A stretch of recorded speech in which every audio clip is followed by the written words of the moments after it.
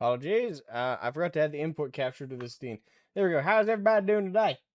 Everybody doing good? I also forgot to add the background. I'm professional. To be fair, in my defense, I only got my stream set up like right when I got home last night from work. I didn't set it up till this morning for today's stream, so apologies for that. Apologies for that, indeed. Hold up here. Ludus, my good man, how you doing? Whoops. Yeah, I'm a bit behind here, but I think we'll be fine. Yeah, I got the new stream set up, so forgive me when I when I maximize its use. There we go. I think that, yeah, it looks pretty good right there. Okay. Well, I'm getting the minor things, worked out here. Yeah. We were gonna be playing some KOTOR today, but I thought I'd start off the stream by showing everybody the new stream setup. Got new alerts too. If anyone wants to test those out, send a donation or two. Maybe, kind of, sort of, really. Nah, I'm kidding. I can actually just I think I can open up Stream Elements and like do some like test ones to show you guys. But yeah, let me click record because I guess I'll make a short video showcasing it off too. Going to be another long day. Oldest son has field day. Ooh, field day. Hope it's not raining where you're at, because here it's pouring. Actually has been for 2 days. I don't know if we're gonna get some like flash flooding warning at this point. His field day, and I have graduation tonight. Fun, but that's good. That's all good. That's all good stuff. Field day can be fun, and depends on what you do during field day. I know one field day when I was in middle school, we actually went out and we found what was left over from a demolished house. Yeah, it's a complicated story, but we were cleaning up the neighborhood, and we went out into a field. We went out into a field. I can't remember like what possessed us to do that, because the teachers were right there, but they didn't stop us. But we went out into the middle of a field because we started like cleaning up debris. Because for us, like, field day wasn't just around the school. We went like through the neighborhood and stuff and cleaned stuff up.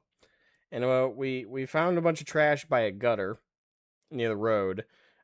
Teachers were there making sure we didn't go on the road.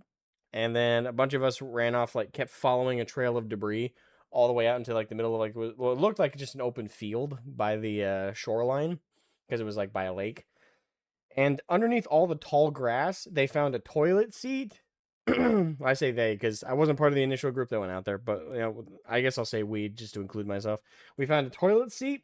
We found a bunch of old wood pallets that had been completely overtaken by undergrowth. On top of the toilet seat, we also found what looked like a frame for like part of a house. We found enough that you could have made at least a shed out there. So it was kind of fascinating how that rolled out. And the teachers had a hard time telling us, no, you can't take the toilet seat, because we were very insistent. I can't remember what our motivation was. Probably just because we thought it was funny, but still. Yeah, let me... Yeah, I just clicked record, so... Hello, everybody. Welcome to my video here. I'm just making a quick video while I'm streaming to showcase the new stream setup that I had put together by a very talented individual. So I'll just go through each of the new pages, the new scenes, and I'll do a couple test alerts if I can. So let's go real quick, just back to this.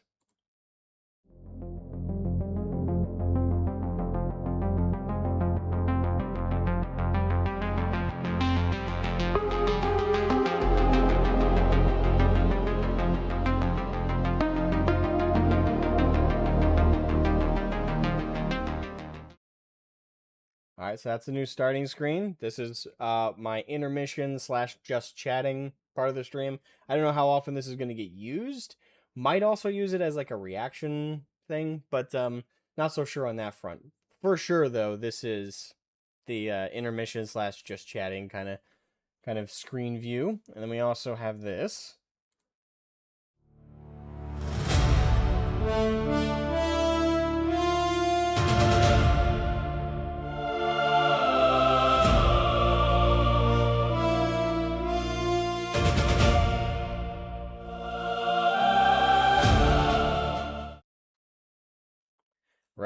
And I won't show it yet because just out of paranoia, I don't want to click on stream ending.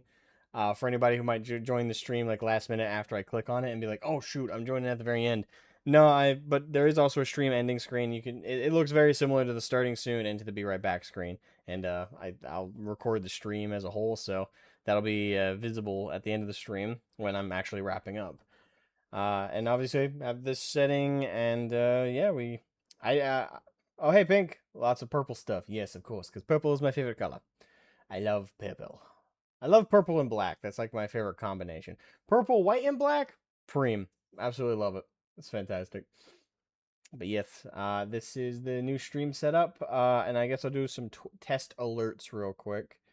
Let me pull up, because to do the test alerts, now I could be like, oh well, guys, why don't you just donate real quick so people can see the new alerts? But no, I don't think anybody's gonna do that. So let me do this. All right, so I'm just gonna go do a couple emulated test alerts. So this is the subscriber one. Actually, real quick, let me make sure, because I did turn off the sounds for some of these.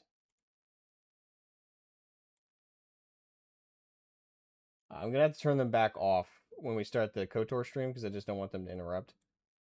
Yeah, let's do that one. Boom.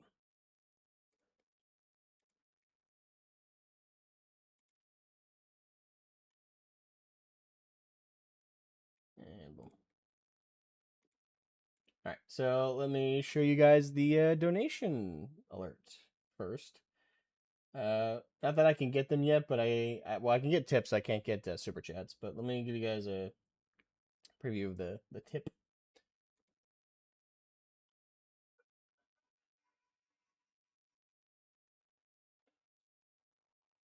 That might be a bit loud on the alert, but and we'll do a subscriber test.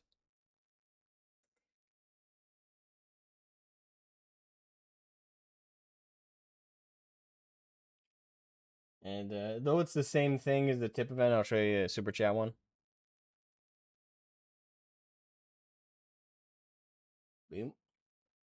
And yeah, that's a good showcase of the alerts. So yeah, that's the new stream setup. I hope it looks good. I think it does, and I'm very very happy with it. Lots of stuff to play around with, which is a huge upside. But yeah, that's all I really wanted to show. Very quick, for the video portion of this that I'm recording, the stream is we're going to jump into KOTOR in just a second here. But for the stream, for the recording portion of the stream, this is the new stream setup. So hopefully everyone out there who's watching this might choose to tune in. I stream every Monday, Wednesday, and Friday, and sometimes Sunday, Sunday evenings. Eastern Standard Time. Eastern Standard Time during the weekdays is going to be earlier in the morning. I stream around, that's because I work at night at my day job. But I stream, that's going to be different for the summertime, actually. Because for the summertime, I'm working in the mornings, but when the school year starts back up, I'm working in the evenings. So, but yeah, I stream Monday, Wednesday, and Friday, right around 9 to 9:30 a.m. Eastern Standard Time, and I wrap up around 12:30 Eastern Standard Time. Again, there's some fluctuation. Bone Scar, welcome back to stream. The dark side drip is strong with this one. I know, right? I'm really happy with how it came out. It really is fantastic. But yeah, that's the quick recording I did, just showcasing off the setup. Right, so let's switch to KOTOR. Okay. Just making sure my audio stuff is working. I know this frame didn't change too much. I didn't have time to make it look any fancier. But I got to figure out what to do with this side panel thing. I'll figure it out at some point. But yeah, we are going to be back to playing some good old KOTOR. Hope everybody's excited for that. Oh, let me stretch. I'm an old man, you have to forgive me. These old bones need some stretching and vice grips and the like. Ha ha. Yes. Well, I know. The healthiest drink you can have right now. I gotta switch back to drinking water. Water more often, but Lately, I've just been at my desk so much, I just get like an easy, quick drink. All right. Now that I've unsheathed the poison. Alrighty.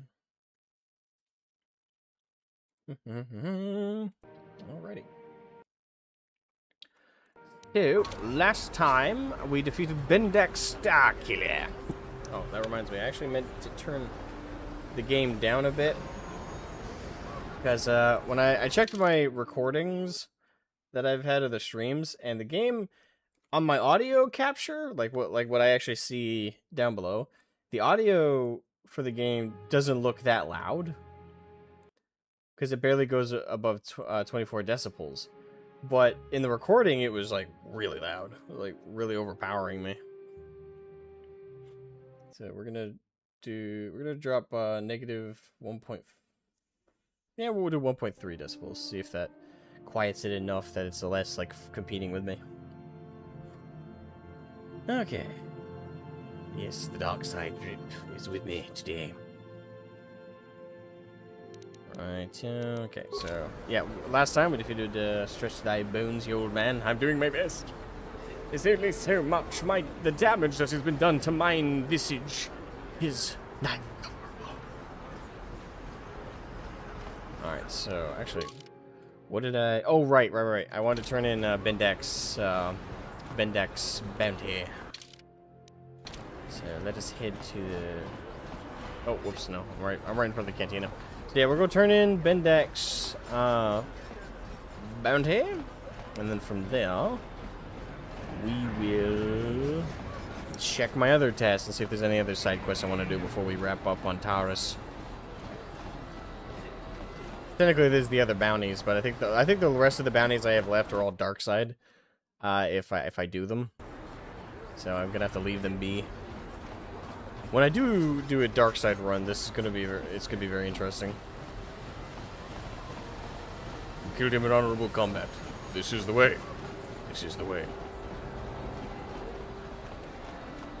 Honestly, it took a while for that to grow on me when I watched The Mandalorian for the first time, because it's kind of a simplistic statement. But over time, I was like, you know, it's got a little gravitas to it, so you know, I can dig it. Oh wait, whoops! I already killed everybody in there. By the way, buddy, don't go back to the base. Someone farted. Yeah.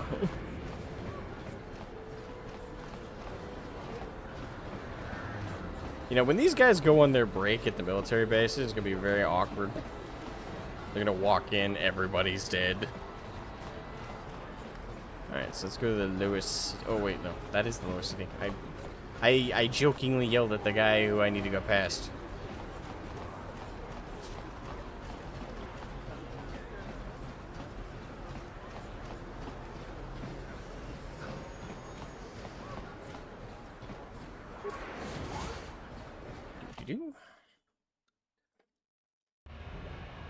Although I'm not so sure I killed him in honorable combat, because I hauled a bunch of concussion grenades on him. I just drowned him in grenades. Then again, that wasn't against the rules, but it's still. Alright, Java's Cantina. Ah, don't snitch on me! Ah, a bit of an eye twitch.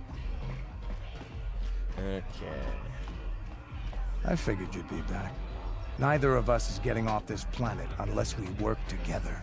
Now, I know the Sith military base had a break-in. And I know it was you. I know you've got those departure codes I need. So what do you say? We join forces, and I can get you inside Davik's base, and right to the Ebon Hawk. We can go right now.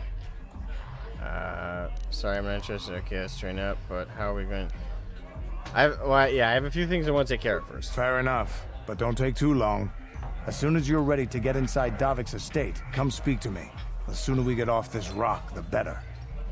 I can agree with that. Alright.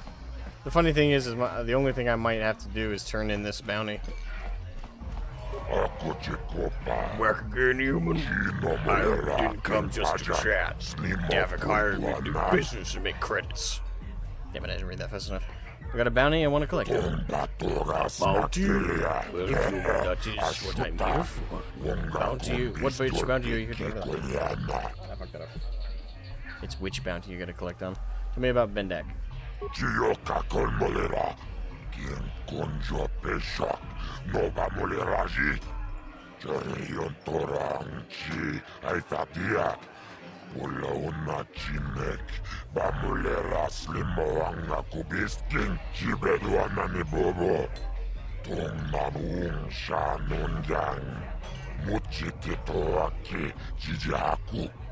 Alright, so I had some luck persuading him last time. Damn it. Fine. Sorry I lost my head. I'll take the 300. Do good work. Also, bounty hunters are terrorists, but most are lazy. Maybe keep cashing in bounties that work harder.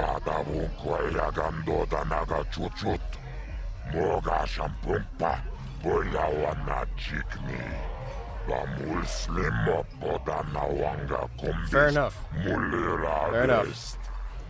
That, I suppose there's still honor in dying by explosive. Yeah. Yeah, I need to restart my... I have a bounty hunter character on KOTOR, but I think I need to reset it, because I haven't... for context, I recently started playing KOTOR again, like, about a month ago now. About a month ago, and I've mostly been playing my Sith Inquisitor, because I'm trying to do, like, one class story at a time, in terms of my private time, plus I'm also doing the Machinima series. Machinima series is, I'm approaching that very differently than I would be like just a straight playthrough. But, not including that as a playthrough, because it's really not. The only playthrough I've really been focusing on, in terms of just playing it through straight, is, my Sith Inquisitor. Specifically Sith Assassin. And once I finish that, I think I'm either gonna do... Probably gonna do a Jedi storyline, Jedi Knight, after that, just so I can, you know, do dark side, light side, kind of like mix it up a bit. Although I might not do Jedi Knight, I might do Trooper. One of the two. Let's see. I want more details on the bounties you're offering.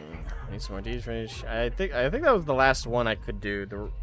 Technically, this one was an illegal bounty too. Goodbye, human. You come back if you want to earn credits. Bounties pay good money. Remember to come see me if you want information. Yes, sir. Okay. Is there anything else on Taris we need to do / want to do?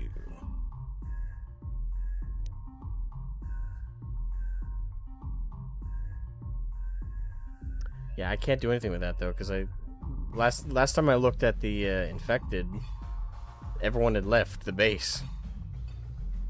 I guess I could go double check. Merchant name, okay, because he's unable to pay the debt. Largo has gone into hiding. In response, Devik is okay. So that's just bounty. Yeah, it's just the infected outcast, and then I think we're done. Alright, so let's go check to see if I can even do that one, and if I cannot, it's just come back to Canderous. Very straightforward.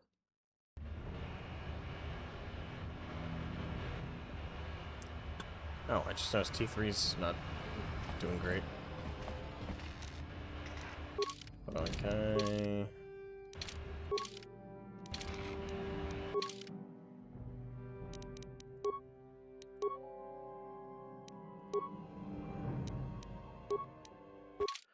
Let's return to hideout just to top off our health.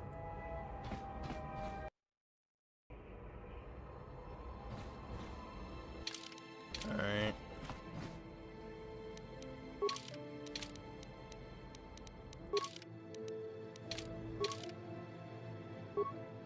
And we'll take Bastila and... yeah, we'll take Bastila and mission. Hey, Nico! How you doing, buddy? Those shades scream we're going to cyberspace, y'all. Shades?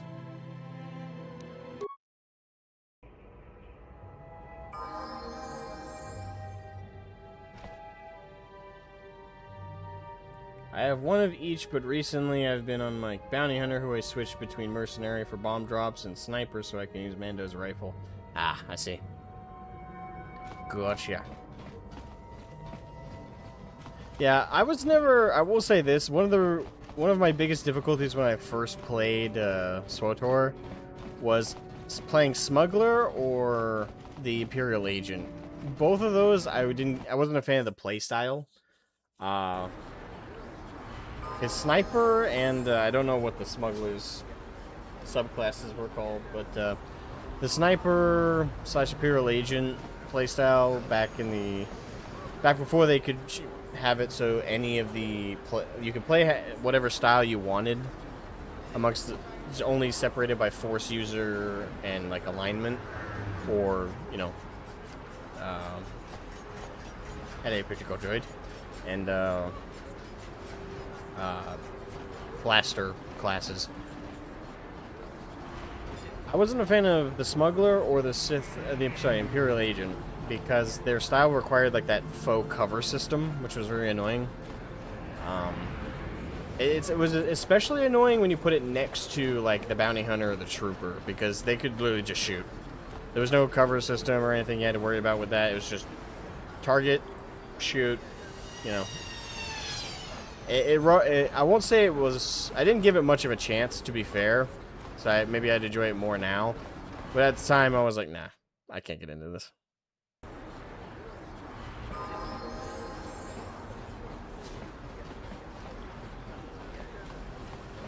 It just occurred to me, I'm probably...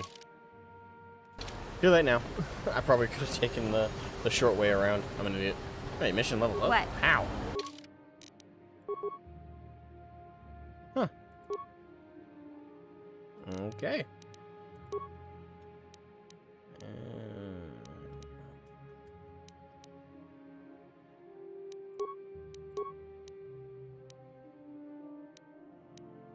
We're not going to be doing a lot of stealth, so...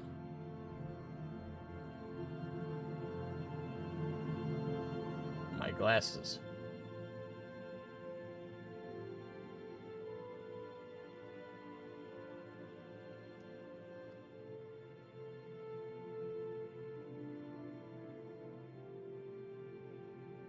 I'm not wearing any glasses. What? I have... I read that. Playing Subnautica 2 early access. So far, so good. No real complaints yet. That was good to hear. Didn't the studio behind that have a bunch of drama where they, like, fired, like, all the old team because they didn't want to pay them out what they owed them or something like that? Or am I misremembering? There was, like, a... I feel like there was some kind of drama with that recently.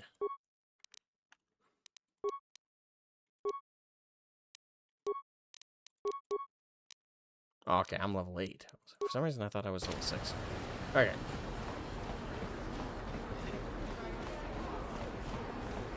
Oh, the shades on my character. Oh, that. Okay, I see what you mean. Yeah, it's very cyberpunky. It's a, what's it specifically called? It's a Verpine headband. It's supposed to, and I quote... not subject to Republic regulations, the Verpine increased neural band effectiveness with brute electrical force. The market is there, but no long-term effects are on users are unknown. And it gives you a +3 to your will saves. Well, not necessarily saves, but will checks. +2 to awareness. It's not usable by Wookiees, which is a bit of a trend, actually.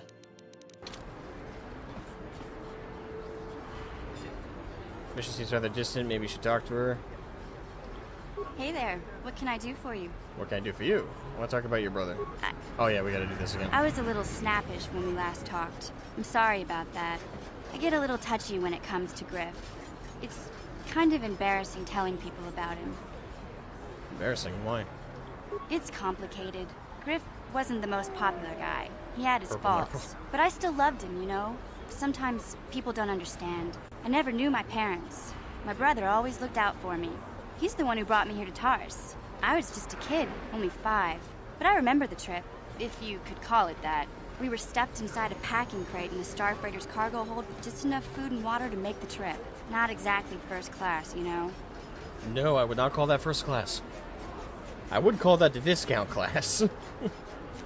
You were stowaways? How could your brother do that to a 5-year-old? Really don't care about your traumatic childhood. Jesus. Well, she clearly loves her brother, so I don't want to condemn him off of that. I do want to condemn him, but I don't think it'll do any favors. You were stowaways? I don't know the whole story. I was pretty young, but my brother owed a lot of money. Might even have been a few arrest warrants out for him, I don't know. The only way to get off the planet was to smuggle ourselves out. I mean, I don't want to make it sound like we were criminals. Well, maybe my brother was. See, this is why I don't like to talk about it. It makes Griff sound worse than he really was. My brother had his problems, but he always looked out for me. He's family. You have to stick by your family. What kind of problems did your brother have? Well, he's family. Yeah, that's what I'm trying to say. Without my brother, I don't know where I'd be. He gambled and drank, and he was always borrowing money for his latest get-rich-quick scheme. But he had a good heart, you know? He taught me how to survive, showed me how to slice into a computer security system, how to get inside a locked building without the entrance codes, and how to spot a wealthy mark for a quick shell game. All very useful skills. Pretty handy skills to have, Mission. Yeah, Griff did right by me. I really miss him since he left. I keep hoping he'll come back someday. He promised me he would. Why did he leave? He fell in with a bad crowd. It's all Lena's fault. She's the one who took him from me. Just batted those long lashes at him and off he went. He got trapped by a thought. He didn't listen to Admiral Akbar, even though Admiral Akbar wasn't born or even a thought at this point in the timeline. It's a trap! Who's Lena? What are you talking about? What happened?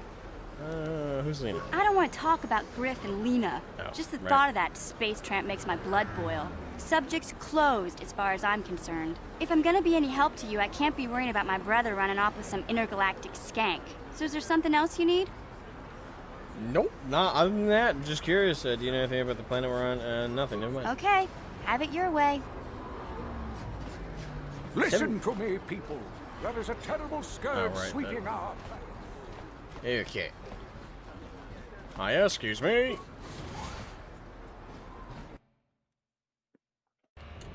Right here. Yeah, I was originally planning on playing KOTOR today, but I'm not gonna lie. Before the stream, I was very torn because I was like, I want to play KOTOR, but I also really want to progress off Terrace and KOTOR. So I was like weighing the options pretty heavily. I was like, KOTOR, casual stream, kind of a meh thing, or KOTOR and get through more of the story and get through Terrace and then move on to the next place. You know, kind of weighing the options after a while. I eventually settled, obviously, on KOTOR. Seemed like the better of the two options. Alright, so I think, yes, we're gonna head down to the Undercity. See if those people are still there to cure. I don't think they are, or would be, because we finished up the other storyline. We might have progressed the narrative for the Undercity folks too quickly. And locked ourselves out of doing that quest, but let me check.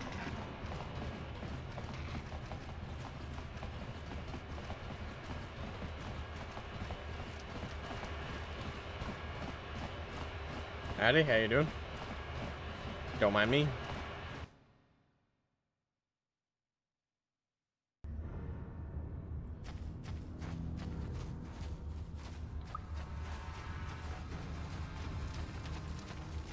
So the gate's over there. Where were the pens?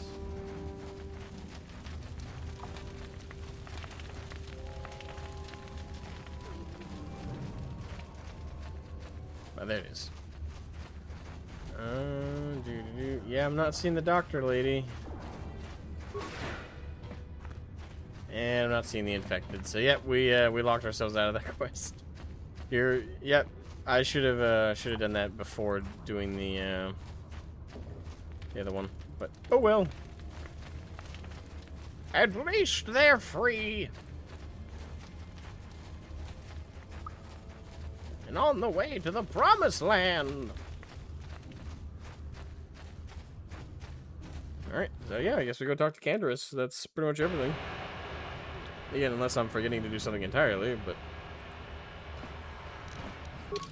eyeballing it. Yeah, that's the only one. Larger's bounty, that they'll get us dark side points, so we're not doing that. Same with Dia's bounty. That leaves just escaping Taurus.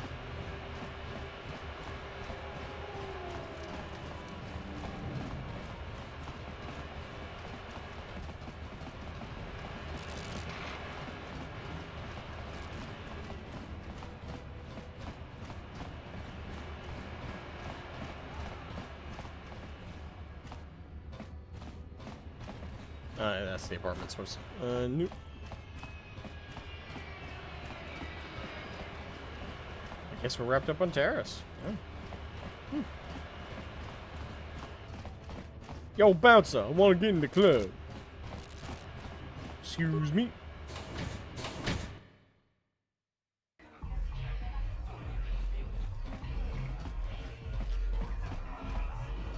Alright, what's up, man? I figured you'd be back. Neither of us is getting off this planet unless we work together. Now, I know the Sith military base had a break-in. And I know it was... So what... Right, okay, let's join up, but how are we gonna get me inside Devik's estate? Davik's always looking to recruit new talent. I'll tell him how you won that swoop race and mention that you're interested in working for the exchange. I'll say I brought you in so he could check you out. He'll have you stay at his estate for a couple of days while he runs some background checks on you. That's standard procedure. This is too risky. We should find another way. You got another plan, sister? Or are you just objecting because you didn't think of it? No, I don't have another plan. I would rather not place my life in your hands, however. I can say the same about you. That makes us even. Fortunately, we both want to get off this rock, right? While Davik's checking you out, we steal the Ebon Hawk and escape Taurus. Come on. I've got an airspeeder nearby to take us to Davik's estate. The sooner we're off Taurus, the better. Agreed. Candace has joined your party. Candace is a special cybernetic implant that regenerates minor wounds. Gotcha. And I really don't want to leave mission on the table, but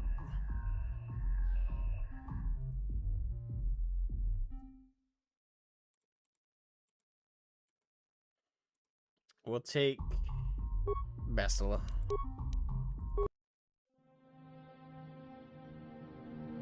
Yeah, still sorry about the cutscenes. I don't know why the window capture can't capture them. It's annoying.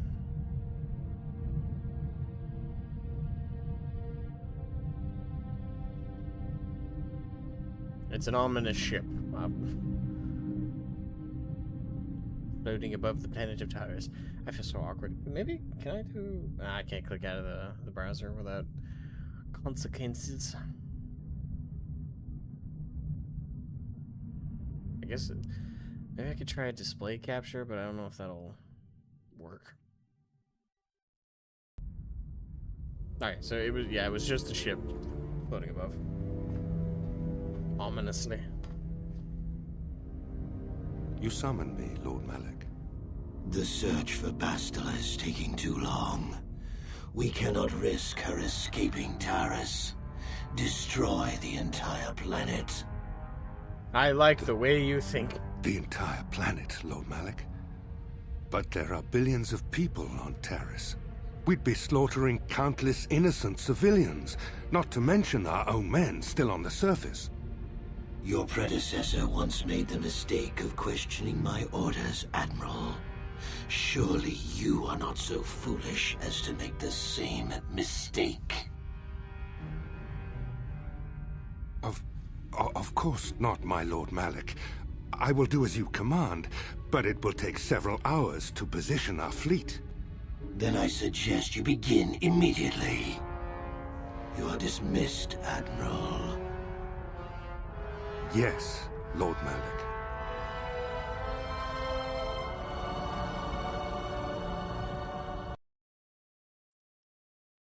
The guy's a bull in a china shop. So, Candace, I see you've brought someone with you. Most intriguing, if I do say so myself. You usually travel alone. It's not like you to take on partners, Cantorus. You're getting soft. Watch yourself, Callow. You may be the newest Cathhound in the pack, but you aren't top dog yet. Enough. I won't have my top two men Good killing start. each other. That's not good business. Damn. I'm sure Cantorus has an explanation as to why he's not working solo anymore. This is a special case, Davik. I ran into someone the Exchange might want to recruit. You may have heard something of their exploits already. Ah, yes. Now I recognize your companion. The rider who won the big swoop race. Very impressive, as was your display in the rather heated battle afterwards. Good to finally meet you, Davik. My name's Val Thrax. It was nothing I couldn't handle. Brezhik had to learn that double crossers tend to end up dead. I didn't know you were a Swoop fan. Good to finally meet you, Davik. My name's Val Thrax. You know, Cantorus was right. The Exchange is always looking for new talent. You could have a bright future with our organization. With a recommendation from Cantorus and a thorough background check, you could become part of the Exchange. Many would kill to prove themselves worthy of this honor. Your offer intrigues me, Davik. Sorry, I'm not just... It'd be very awkward to say that now. Your offer intrigues me, Davik. Come with me. I will give you a tour of my operations. I'm certain you'll be most impressed. Ah, Thank you, there sir. she is. The Ebonhawk, my pride and joy, the fastest ship in the Outer Rim. Note the state-of-the-art security system I've had installed to protect her. The shields are completely impregnable. Nobody can get past them without the codes to try and steal my baby. Unfortunately, the Sith military blockade has grounded my vessel. The Ebonhawk can outrun any vessel in the galaxy. But even she isn't fast enough to avoid the auto-targeting laser cannons of the orbiting Sith fleet. I am, of course, working on acquiring the Sith departure codes so that I may come and go as I please. However, progress has been slow. But we should continue our tour. These will be your accommodations. The slave quarters are just down the hall. If you need anything during your stay, food, a massage, feel free to call upon their services. If all goes well with your background check, you will be invited to join the Exchange. I'd advise you to accept the offer when it comes, or suffer the dire consequences of refusal. It feels appropriate that a criminal organization does background checks. Let's see. I'm looking forward to working with you, Davik. I'm sorry, but I can't stay. Am I a prisoner here? I'm looking forward to working with you, Davik. You will stay in these rooms as my guest for the next few days. I will not accept no for an answer. Feel free to visit the slave quarters at any time during your stay. I must warn you that if you are found anywhere outside the guest wing during your stay, or if you bother my other guests, my security forces will deal with you most harshly. I will return after the investigation into your background is complete. Until then, make yourself comfortable. Come, Callow. Let us leave our guests in peace.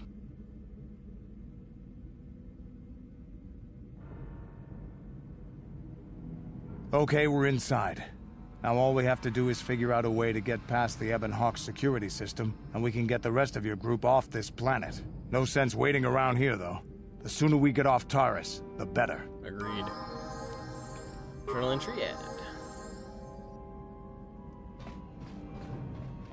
Right, anything in the footlocker worth picking. Gear spike, med pack for credits. Yeah. Okay.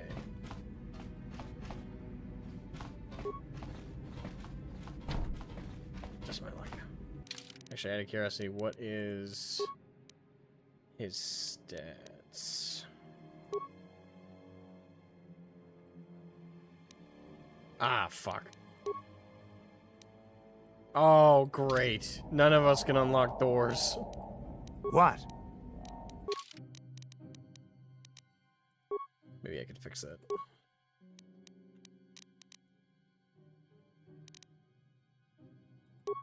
Damn, he only has one upgrade point. He's already got maxed out armor proficiency. Wait, hold on. Let me...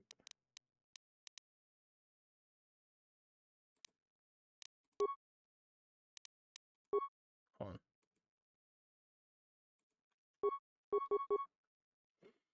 on. He has 15 strength, 12... Wait, he's only got 12 dexterity, but he comes with a gun. Why? The dude is built for melee. Yeah, with 14 con and 15 strength and only 12 dex. The hell? Okay.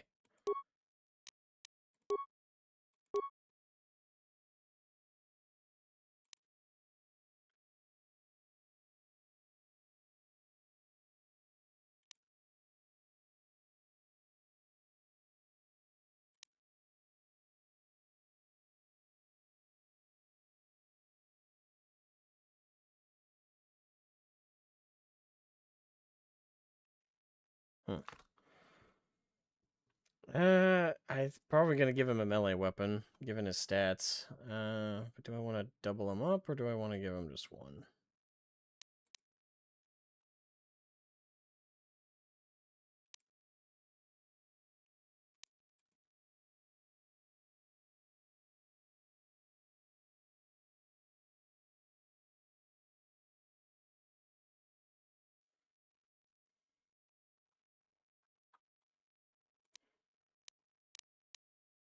Yeah, we're giving 2 weapon fighting.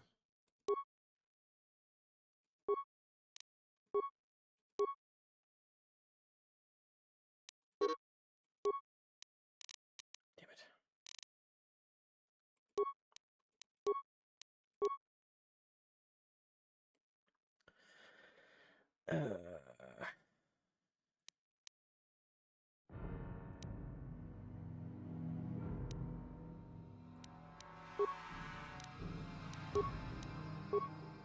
Alright, good. He's a tank. Yeah, he's definitely leaning dark. Alright, let's see. Yeah, why is a character with such high strength and low dex running a cannon?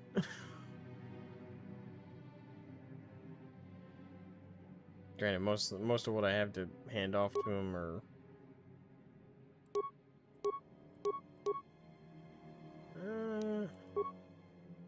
Oh, shoot.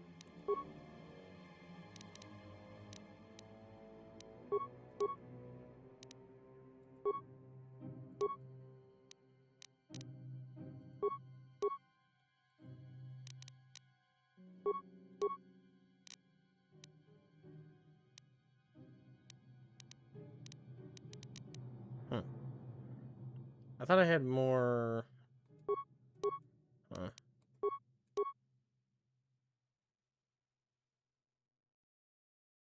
It's incompatible with itself? What the hell?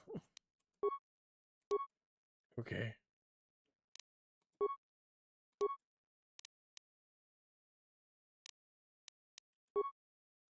It's been annoying. Which it's even more annoying that I gave him 2 weapon fighting, but he's now using just 1. I thought I had another spare melee weapon. Not good. Yes? I could cheat the system.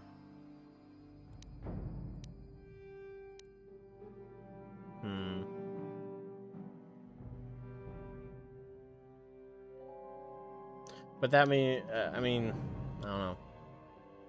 I think I'll get him a second melee weapon down the road.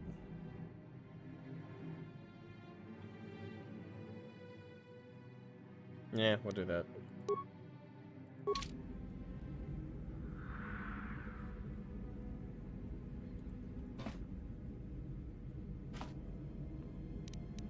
Yes? Yes? What?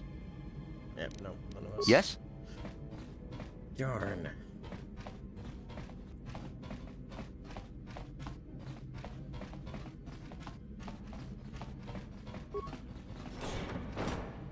Ah, the slaves. I need both of you to stay out here and... I don't know, look around? Hello. Welcome to the slave quarters, Master. Here we have succulent fruits and berries to tempt your palate, as well as luxurious baths to soothe your aches and pains. Now this is my kind of place. Would you like a relaxing massage? Whatever your Tweelings, too. desire, Damn. we are here to serve.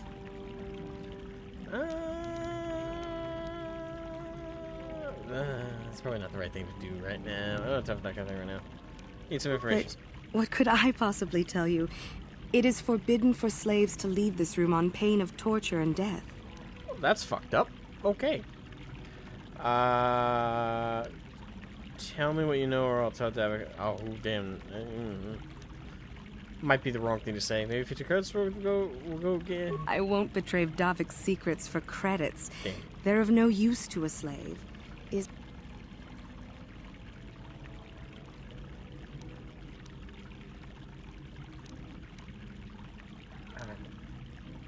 of course. I hate being the goody two shoes. But it's a light side playthrough. I guess we just.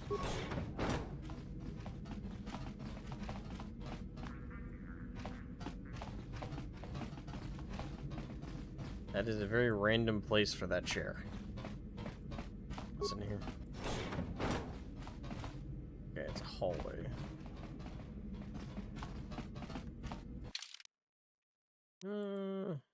That's...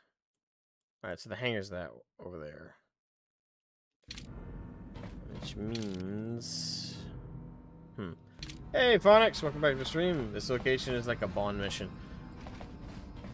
Yeah, and unfortunately, both the people I brought... I should have brought Mission. I really should have brought Mission. I regret not bringing her. Because with that, both of these dipshits do not... I thought Cantor's might, but neither of them have any security skill, neither do I. Oh. Oh, my mistake. I thought this was the slave quarters. Oh my, I seem to have misplaced my keys. Oh, Tar, close the door. Great, here we go.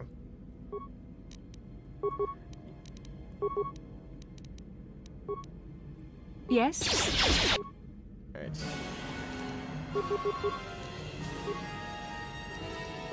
Yes? Yes?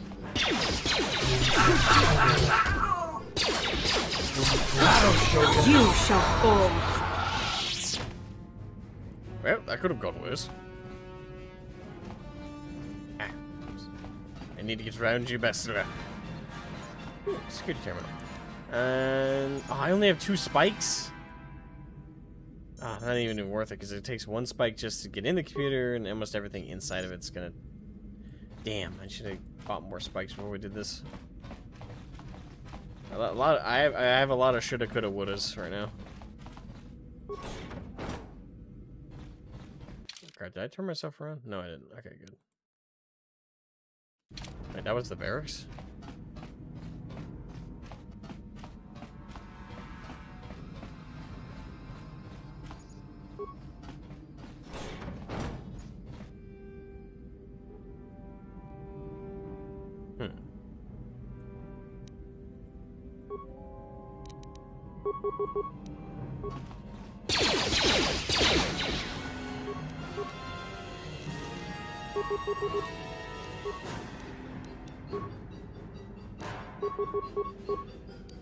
What? You cannot win. This is what I live.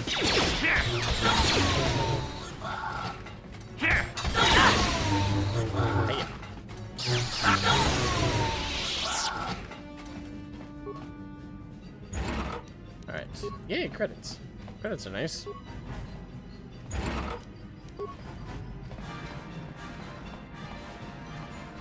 Alright, so we can get the F out of here.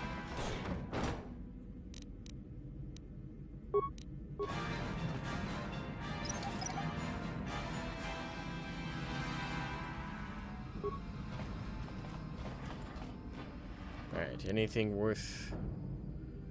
2 more computer spikes, I suppose that's nice. Doesn't really help us much. I need like 12 plus to do whatever I want to do in here.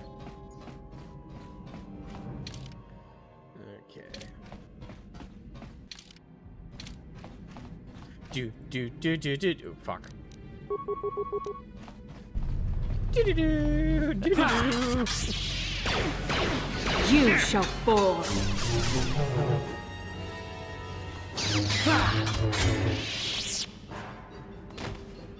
Womp womp. Alright. Oh, pass card. Wait, hold on. Does that pass card get us into the other rooms back here?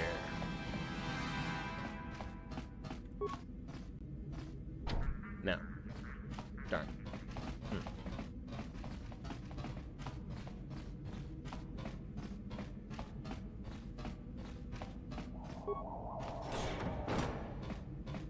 Oh.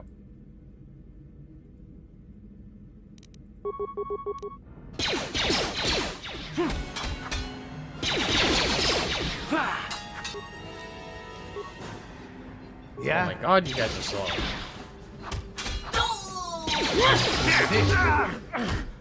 Yes, that's what I'm putting. Sure.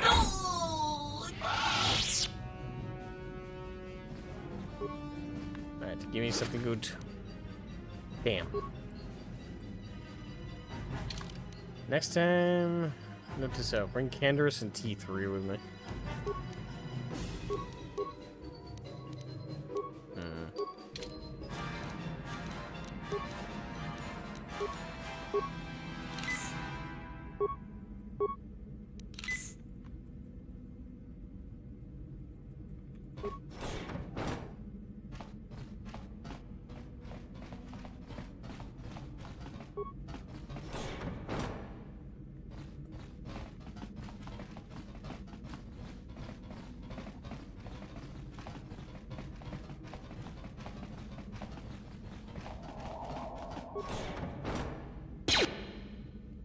Good lord.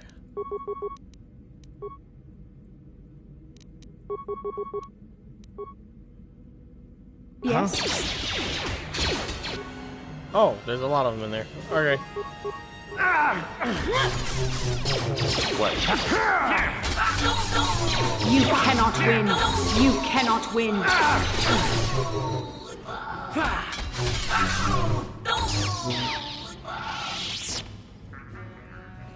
Good thing they were all weak as shit. Alright, credits.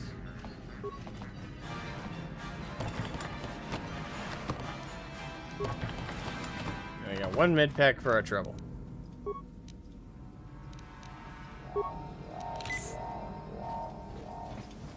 Wait, hold on.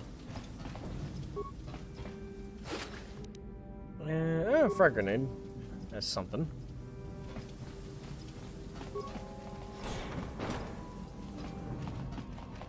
At this point, I'm just seeing if there's anything I could loot Goblin before we go. Oh my god.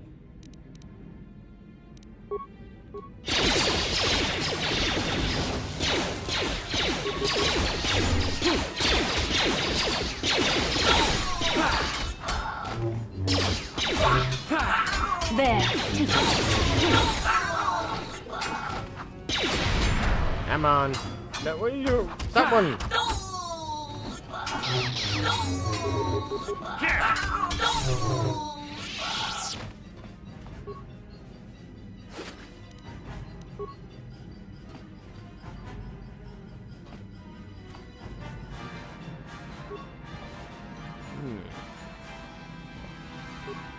Oh, fuck. Huh?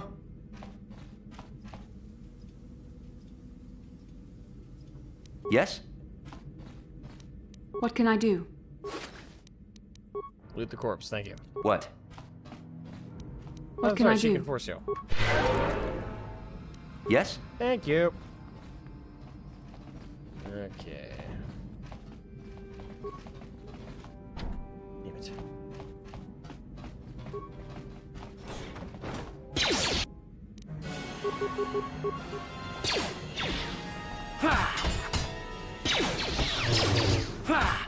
There. There. Take that. Huzzah. Hudro. What the heck is Hudro? Cages. Thank you. You have no idea what it was like in that torture cage. I don't know how much more I could take before going mad. I couldn't just sit by and let you suffer. So now that you're free, there's a matter of reward. Okay, you're free. Now give me a reward or I'll kill you myself. I couldn't sit behind and just let you suffer. I don't have anything to give you as a reward for freeing me. Nothing tangible anyway. But I've got information that could be worth a fortune. I used to be the pilot of the Ebonhawk, Davik's flagship. I know the codes to disable the security system protecting it. I'll load them onto your datapad now. You can use those codes to steal the Ebonhawk right out of its hangar. Sell it to the highest bidder, ransom it back to Davik. Whatever you do, you'll make thousands. Okay. It won't be long until Davik figures out I'm free. I have to get out of this base before that happens. We've got what we came for. We should get going. My inner dark humor thought it'd be funny if, like, as he walked by the threshold, he got hit by a blaster. Okay. So we got the codes. I'm not gonna lie, I totally forgot I needed those for a bit, so I might have accidentally gone in the hangar without them. Alright. To the hangar. Away!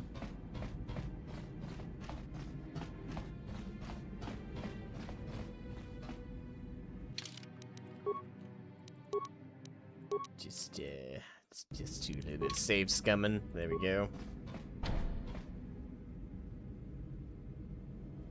Shoot.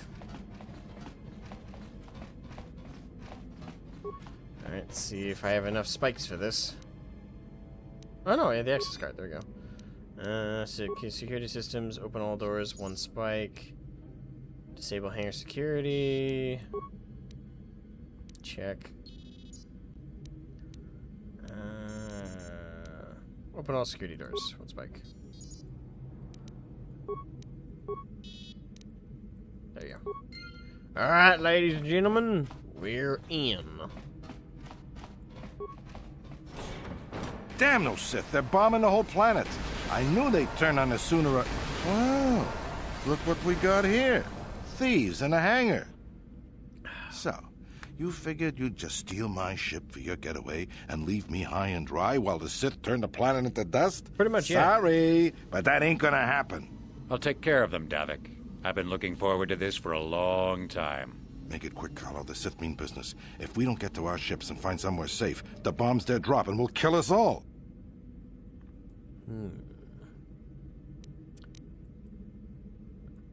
I'm going to... Actually, hold on. Let's...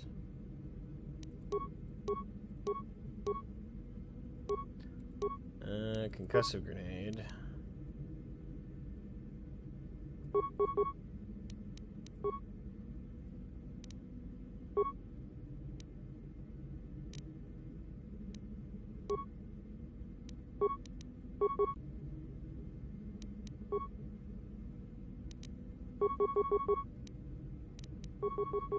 Now me... Whoa, nope.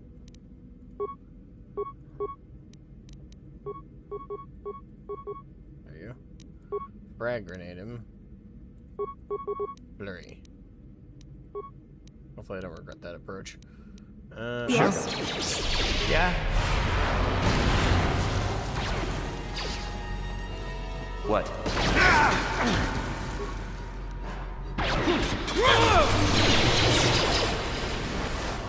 You may have me outnumbered and outgunned, but if I'm going Holy down, crap. I'm taking all of you with me. Not gonna lie, This for a thermal second I was like, detonator will oh, blow crap, us I'm all dead. to bits.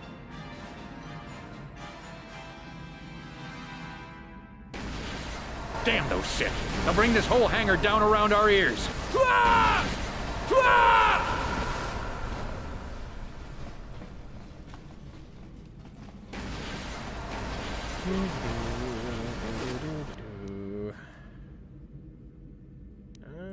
Gimme. And I have a feeling we'll see you again, won't we? To the Ebonhawk! Do you wish to board the Ebonhawk? Nah, I thought I'd go for a stroll, you know. It seems like a great time to go to the beach, you know, just blaster fire raining down on my head. Let's get this ship fired up. We'll pick up the rest of your friends and then we'll have to get off this planet. No kidding. Ah, right. And again, sorry the cutscenes for some reason don't show. It's just another cut of the Malik's ship.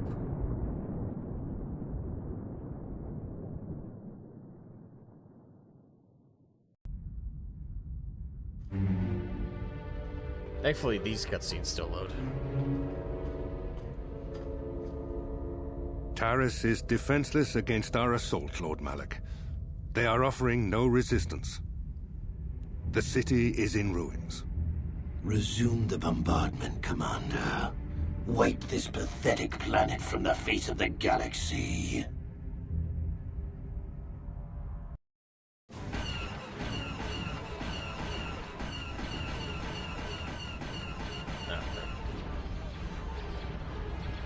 As you may suspect, it's Malik's ship firing blast and fire on the planet.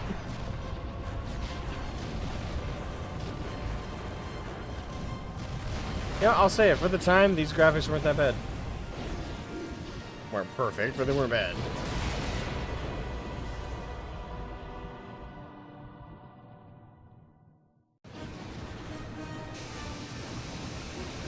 Alright, now it's showing the Ebon Hawk taking off. Oh, this is awkward. I gotta figure out a way around this.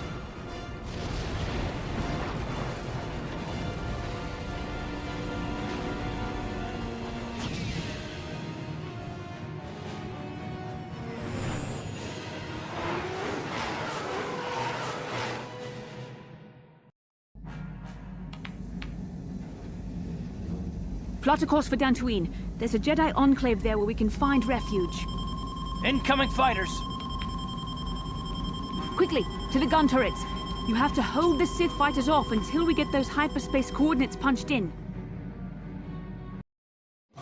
Time to jump on those guns.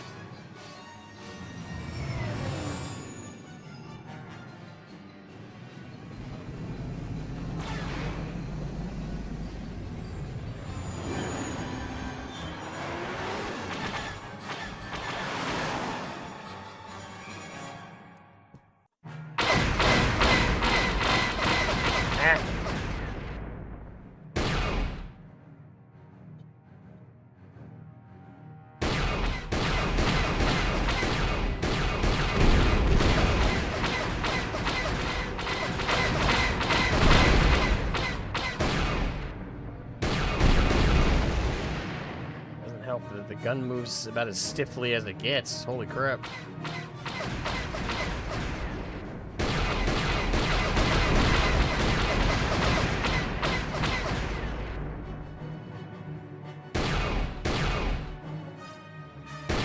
Yeah, I have to move my mouse like all the way across my desk.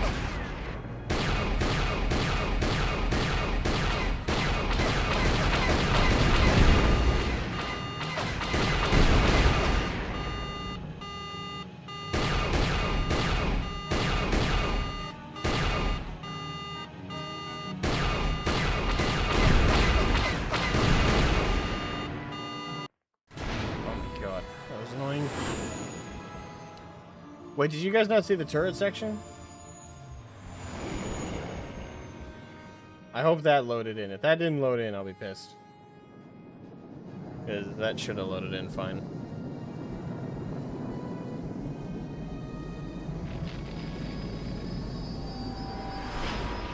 Yeah, I find it really annoying that the cutscenes don't...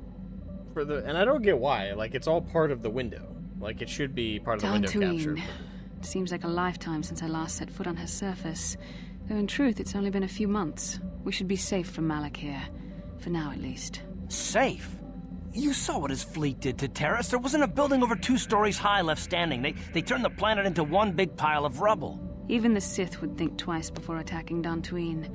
There are many Jedi here, including several of the most powerful Masters of the Order. There is great strength within this place. Don't get me wrong, the Force really does balance out battles quite heavily, but I don't know as if they completely counter blaster fire from flagship.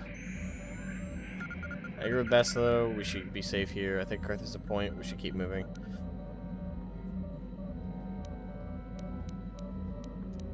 I'll agree with her, but I don't really agree with her, if that makes sense. We can get supplies here and recuperate. The Academy is a place of mental and spiritual healing. Something we could all use after what we've been through. Maybe you're right. It isn't easy to witness the annihilation of an entire planet. I know Mission must be taking it pretty hard. She will find a way to come to terms with her grief. She's stronger than she appears. We just need to give her time. Now I must go speak with the Council. I need their advice on recent developments.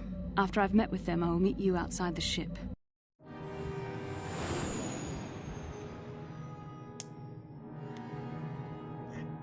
My hands.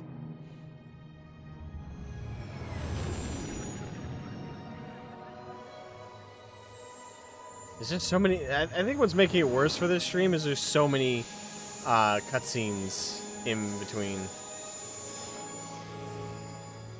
There's just so many of them kind of sparsed out. I've spoken briefly with the Council. They request an audience with you. We should go at once. An audience with the Jedi Council? It's pretty unusual for someone who isn't even a Jedi. What's this about, Bastila? I'm sorry, Karth, but I cannot tell you. All I ask is that you trust in the Force and the wisdom of the Council. Well, I don't like being left out of the loop, but I'm not looking to get you in any trouble with the Jedi Masters. We'll do things your way for a while. Come, they're expecting us. I will lead you to the Council chambers. Until you have talked to the Jedi Council, you will be unable to switch characters in and out of the party. Gotcha. Let's see. Journal entry added. I just lost.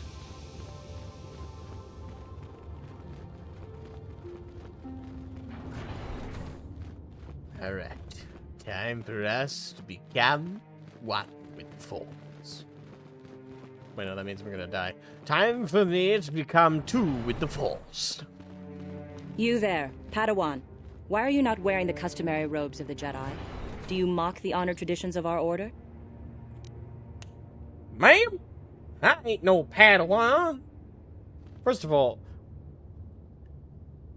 isn't our characters like in their 30s or something? Like, off the bat, the age should be like a giveaway that, no, not a Padawan. You a Jedi? I believe you are mistaken. I'm not a Padawan. I'm Val Thrax. I came here with Bastila. Back off. I'm no Padawan. I'm Val Thrax. I just came here with Bastila. Okay, I believe you are mistaken. I'm not a Padawan. I am Val Thrax. I came here with Bastila. Bastila. I have heard of her. They say she has already mastered the art of battle meditation. Remarkable in one so young.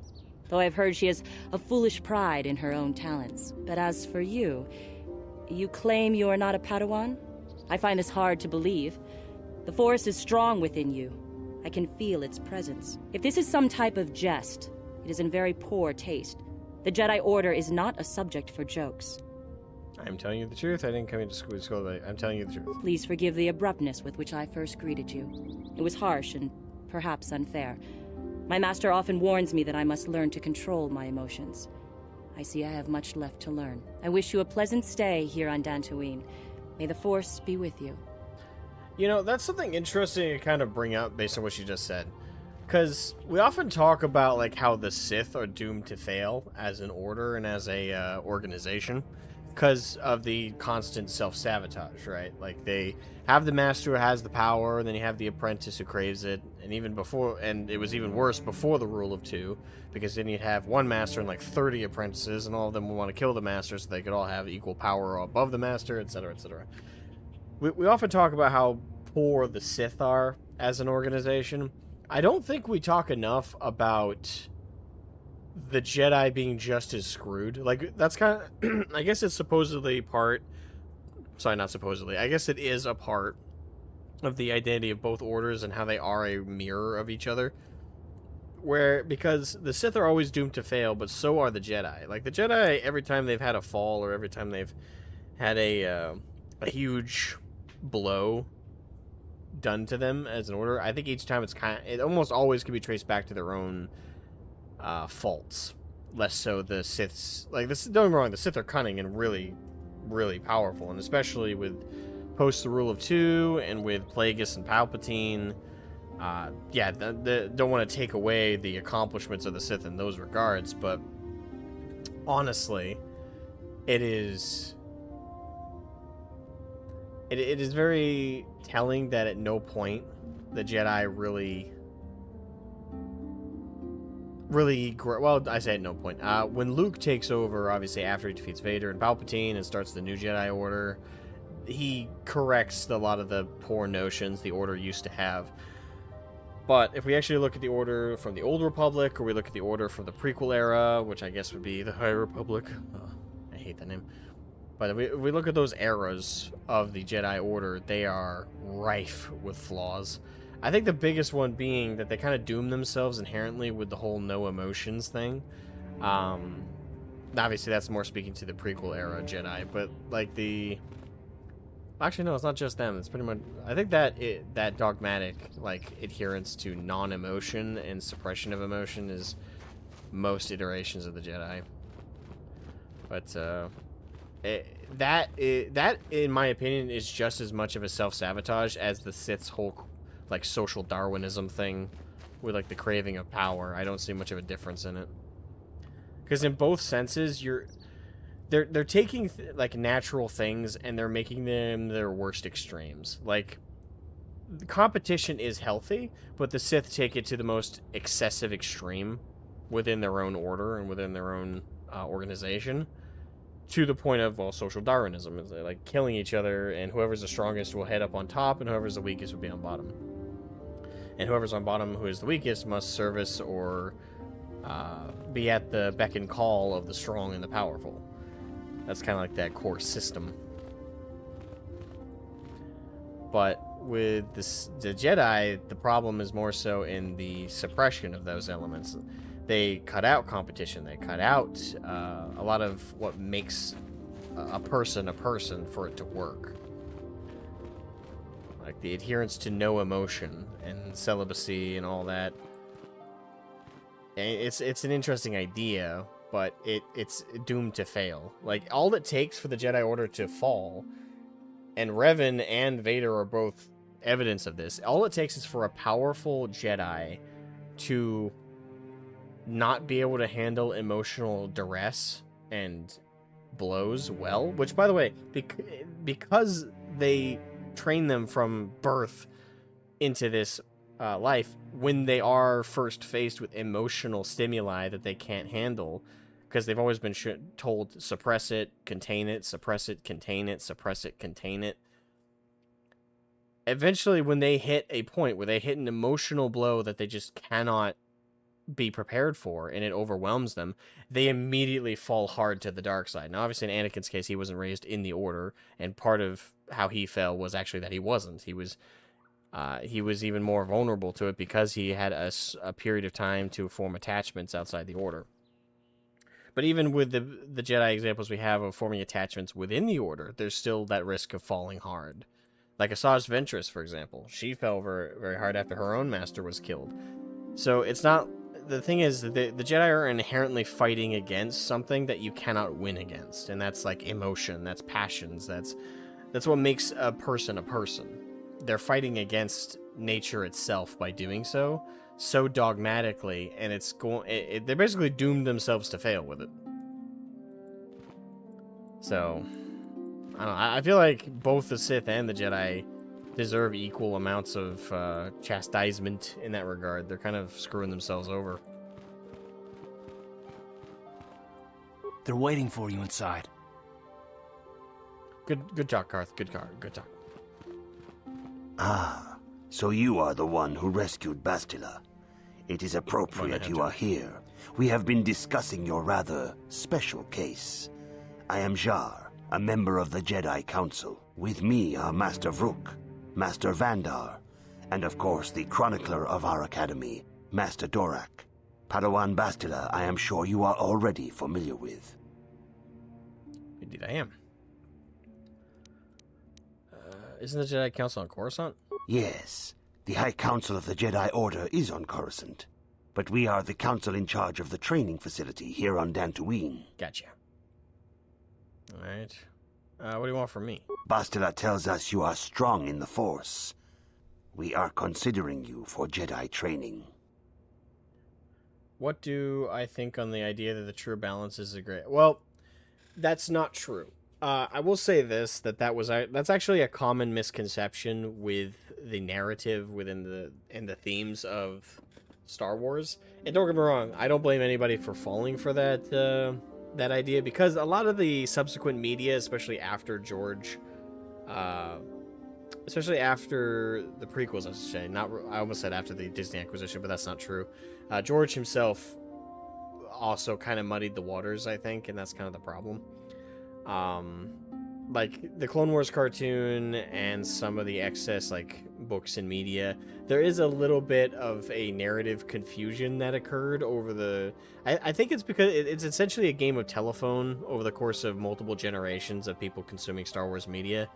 That it eventually led to this kind of collective confusion. And again, George, Disney, like everyone who's created media for Star Wars has kind of contributed to this confusion.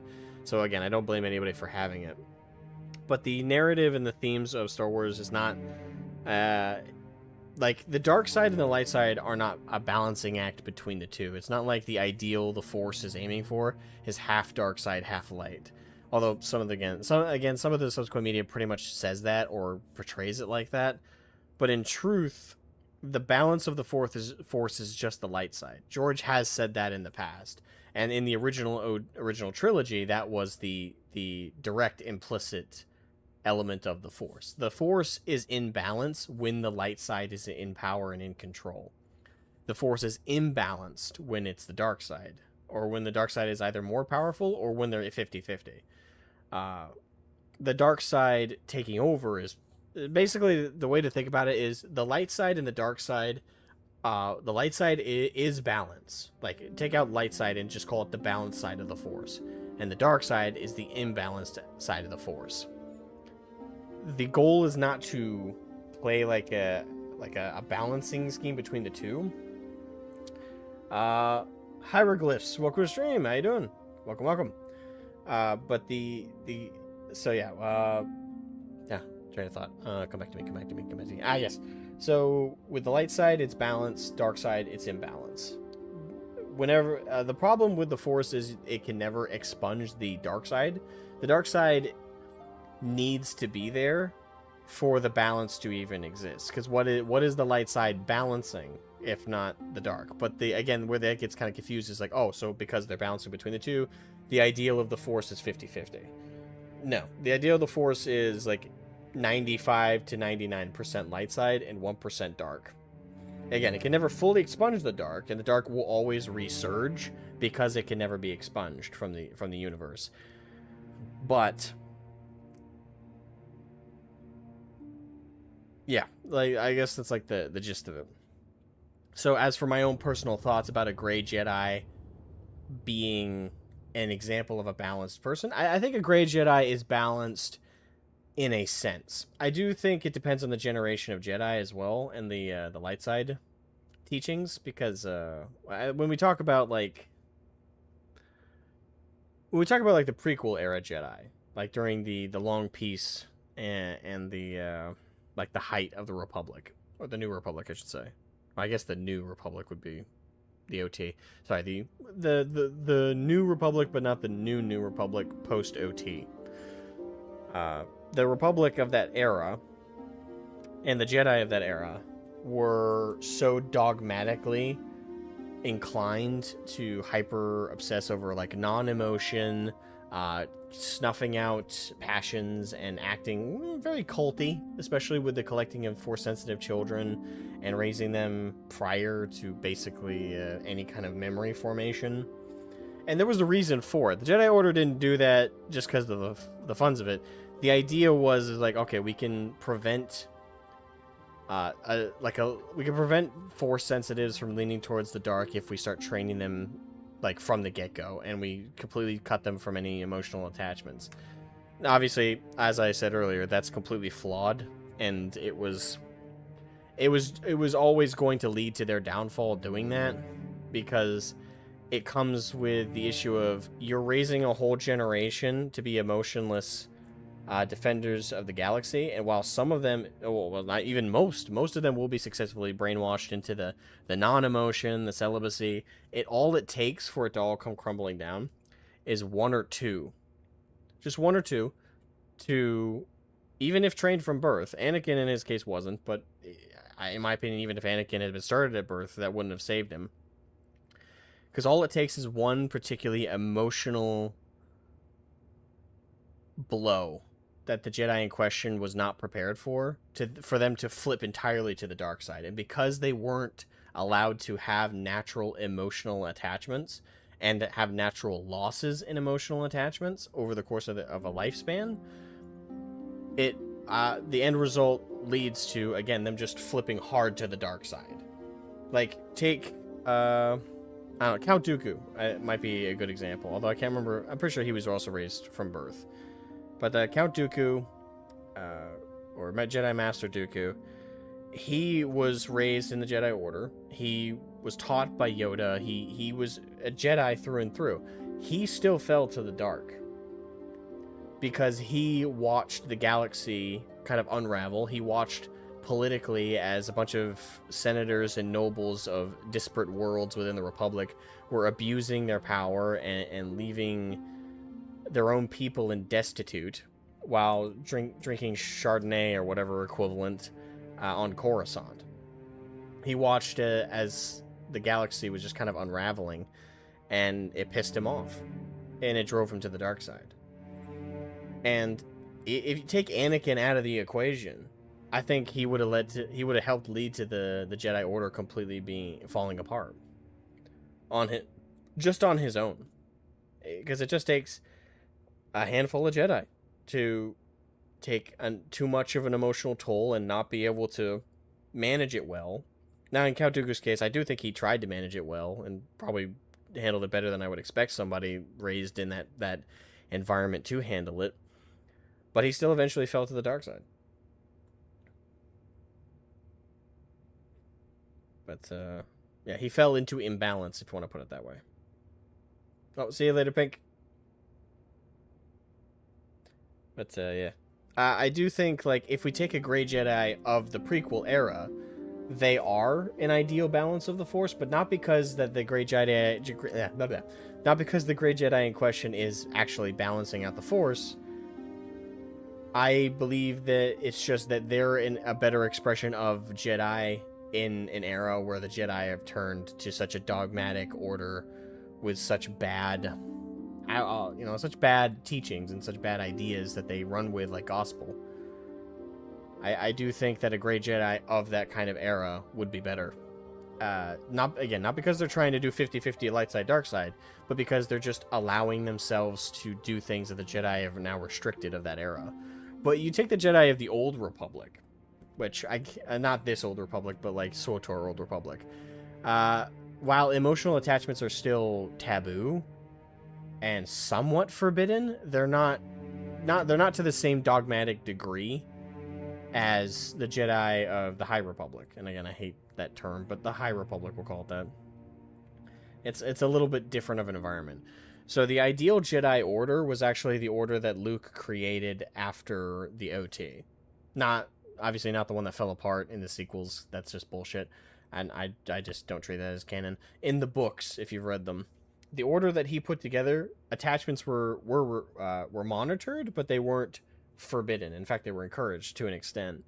And Jedi were taught how to control their emotions, and when they were going through something dark, like what Count Dooku was going through with his issues with how the Jedi were just lapdogs to the Senate, and how the Senate was abusing its own people, and the people of the Republic were just being treated like crap.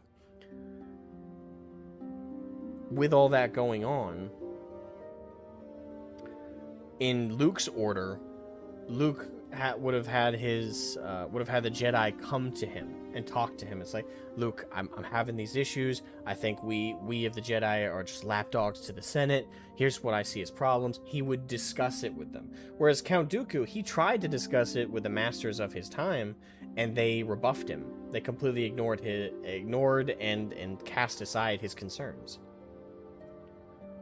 So it does depend. So the answer to that question, I guess, to try and like wrap it up, because I know I'm like rambling now, but to try and wrap up what I'm trying to say, do I think the idea that the true balance is a gray Jedi? No and yes, depending on the era of the Jedi in question.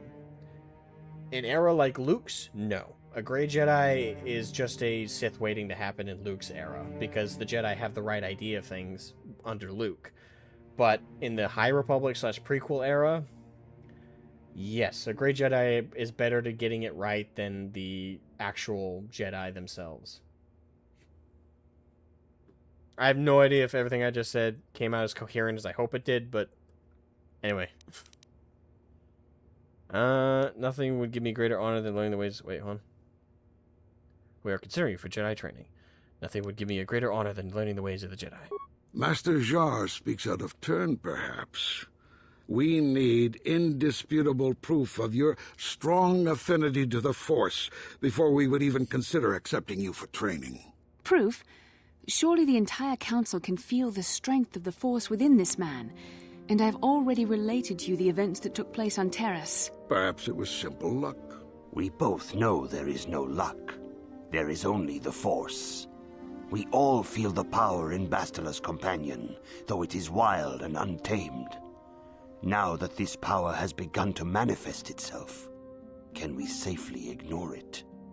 The Jedi training is long and difficult, even when working with a young and open mind. Teaching a child is hard. How much harder will it be for an adult to learn the ways of the Jedi? Lie. Of course, the great Jedi will learn the ways and follow the light. I am ready to accept the training, and my age has nothing to do with it. I am willing to try my best. Traditionally, the Jedi do not accept adults for training, though there are rare exceptions in the history of our order. But you are a special case. I agree with Master Dorak. Many of our own pupils are leaving the Jedi Order to follow the Sith teachings. We need recruits to stand against Malak. With Revan dead... Are you certain Revan is truly dead? What if we undertake to train this one and the Dark Lord should return? We should discuss this matter more fully in private. Bastila, you and your companion must go. This is a matter for the Council alone. As you wish, Master Vandar. We shall return to the Ebon Hawk and leave you to your deliberations.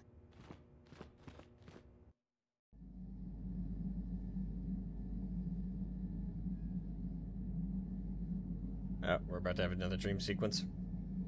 Message was received, Asma? Okay, good.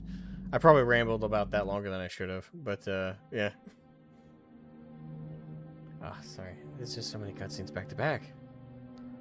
Alright, it's Malak and Revan.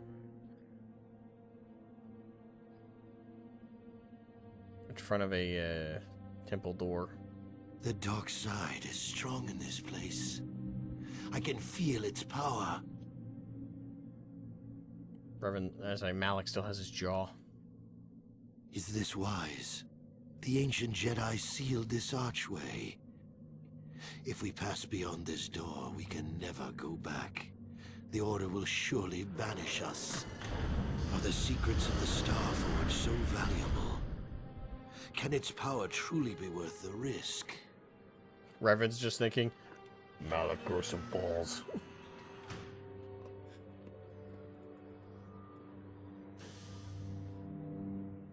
The thing is, I don't know why these cutscenes don't get captured in the window capture. It's so weird. This morning's getting stranger by the minute. First Bastila comes out looking like she saw a ghost, and now you. Well, Bastila did mention that you should go to the council chambers before she left. It's no doubt urgent, so you shouldn't keep them waiting. Did she say anything else? I had a rough night. Let's go.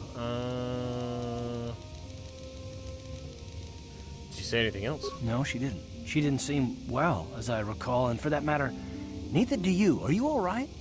Nah, man, I had some death sticks last night. It was a real terrible decision. I had a rough night. Let's go. You got it. I cannot select Bastila. Okay, so let's go mission. And I guess Karth makes sense. Again? Oh wow, we're already on another mission. It's such a weird sentence.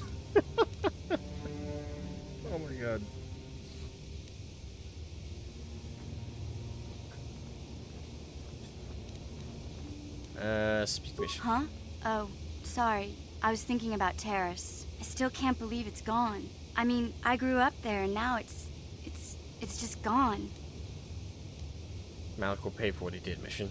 Yeah, I know. The Jedi got rid of Revan, so I figure Malik's days are numbered too. But that doesn't make the pain go away, you know? Look, I'm not saying I can't go on or anything like that. It's just, it's a shock, you know? I mean, I knew the Sith were evil and all, but the reality of it kind of slaps you in the face. But I suppose that's why we need to stop Malik, right?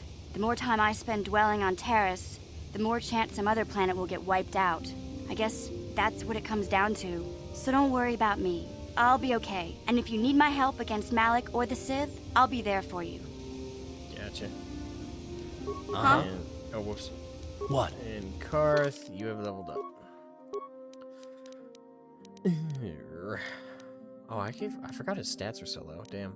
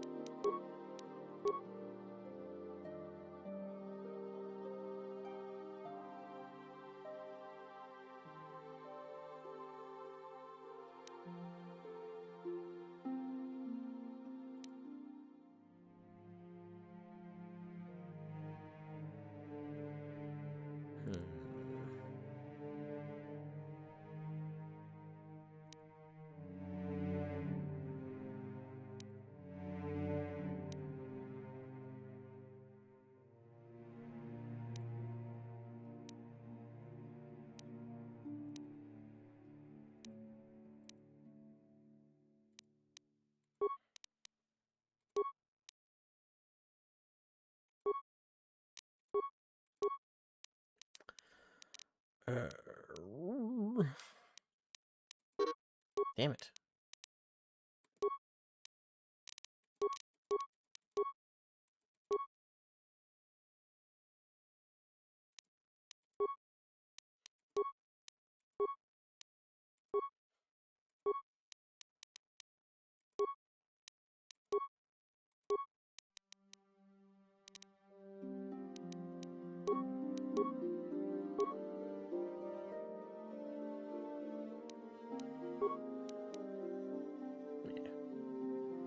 Master Power Blast. Check. Sure. Alright, there you go. He's all leveled up. Alright, it's time to become a Jedi. I am one with the Force is with me. I'm one with the Force is with me. I'm one with the Force is with me. Alright, let's make our way down.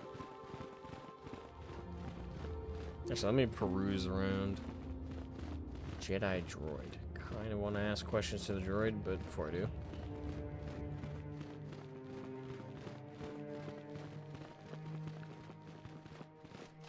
Alright, real quick, I gotta run to the bathroom, but I'll be right back.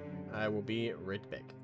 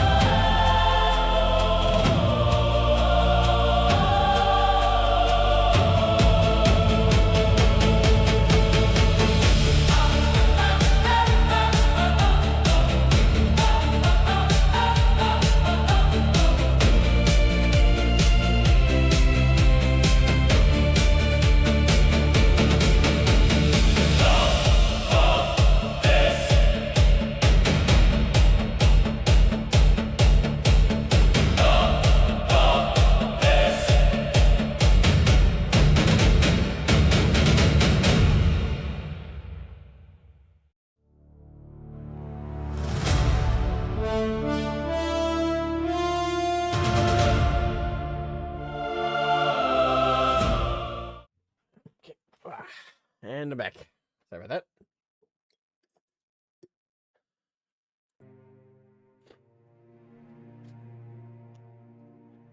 Become one with the latrine, let it flush you. I don't want to become one with the latrine. That sounds rather gross. And that also sounds like one hell of a weird sexual innuendo. That's like a ditty. That's a ditty innuendo.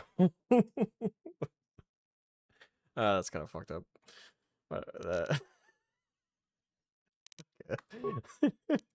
that was fucked up. Okay.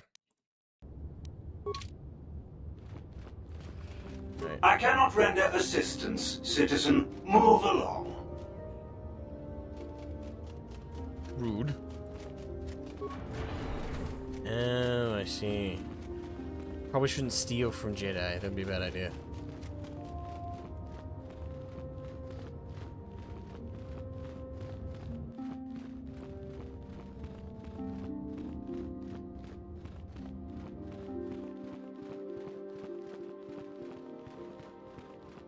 Bastila has told us of a most unusual development. She claims you and she have shared a dream. A vision of Malak and Revan in the ancient ruins here on Dantooine. These ruins have long been known to us, but we believe them to be merely burial mounds. Perhaps they're more than we first suspected, if Revan and Malak found something there.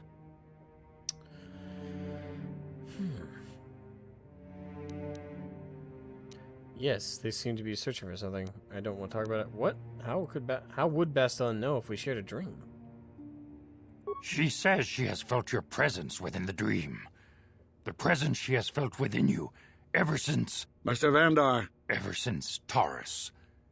It is not unknown for this to happen between two people strong in the Force. Bastila has described this shared dream to the Council in great detail. We feel it is more than a dream. It is a vision.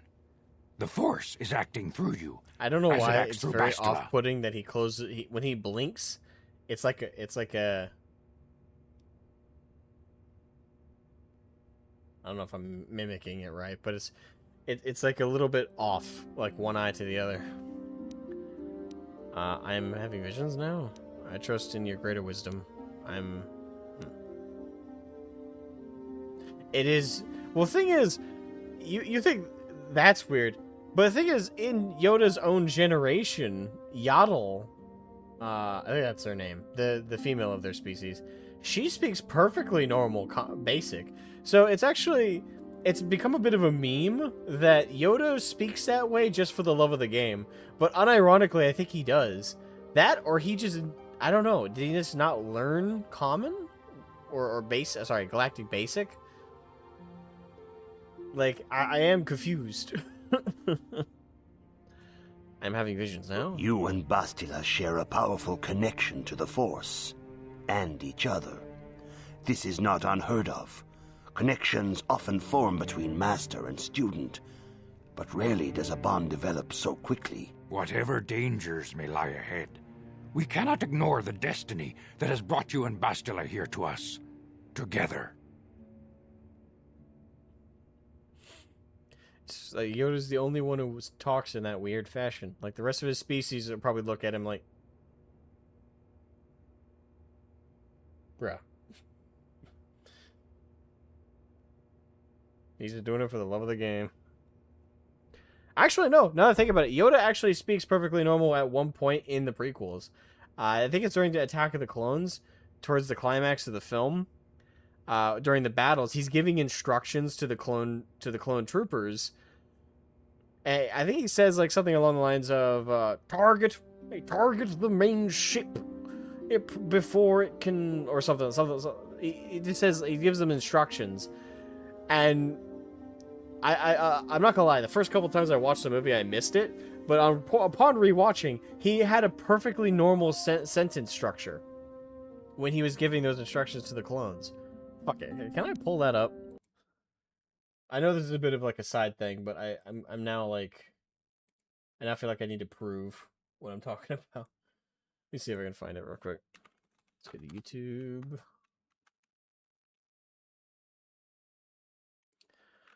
Yoda talking normal. Attack of the Clones.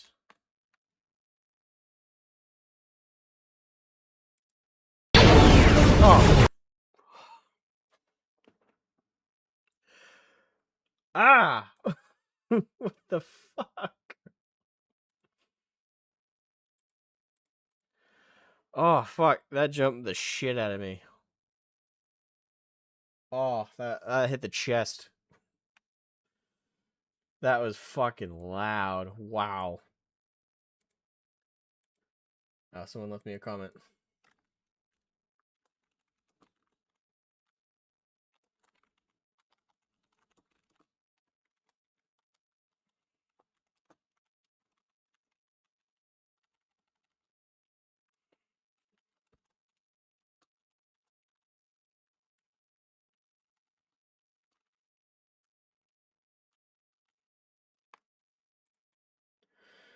Okay, let me see. Can I pull this up?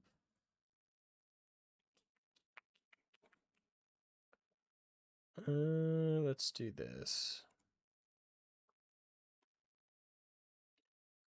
Okay, so this is the clip. Hopefully I don't get copyright struck for this. Hold on, I know a way to help with that. Let's go filters, color correction, and we'll turn down the opacity a bit. Make it a little harder for the algorithm bot to get us on this one. A stroke Yoda had. Help it, you cannot.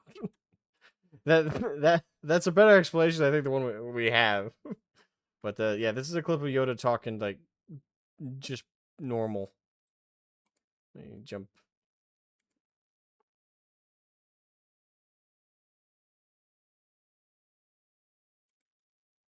I should do that. Hold on. I don't think it captured the audio. Audio output capture. Okay, there we go. All right, let's try that again. Turn it up a bit. All right, so this is Yoda talking fucking normal. Concentrate all your fire on the nearest starship. Talking totally normal. Concentrate all your fire on the nearest starship. That is a normal ass sentence. That is a normal ass sentence. And I watched this movie like a couple times before I realized he's talking just this for me, like it's a meme, but it's not a meme. Unironically, he is doing the voice. He's talking like that for the love of the game. He is doing that on purpose because in this moment of great stress and anxiety, he is talking perfectly fucking normal. He's doing it on purpose. And again, we also have Yaddle, or Yaddle, I think is their name. She talks. She's a female of his species. She talks perfectly normal in Tales of the Jedi. No mixed up speech. Screw with people, Yoda does. Yes, that's the only explanation for why he talks like that. He talks perfectly normal, and obviously there's like other occasions during the Clone Wars where he talks normal, but yeah, like right there in the films, he's talking perfectly normal.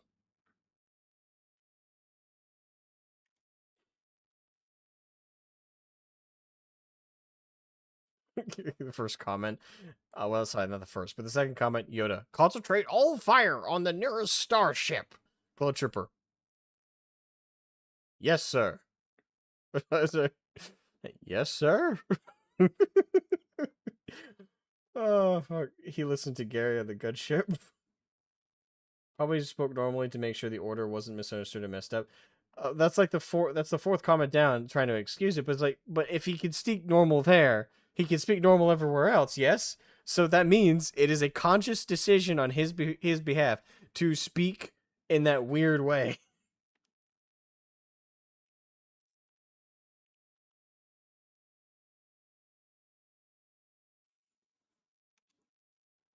Oh, I just want to point that out. That was funny to me. That was very, very funny to me.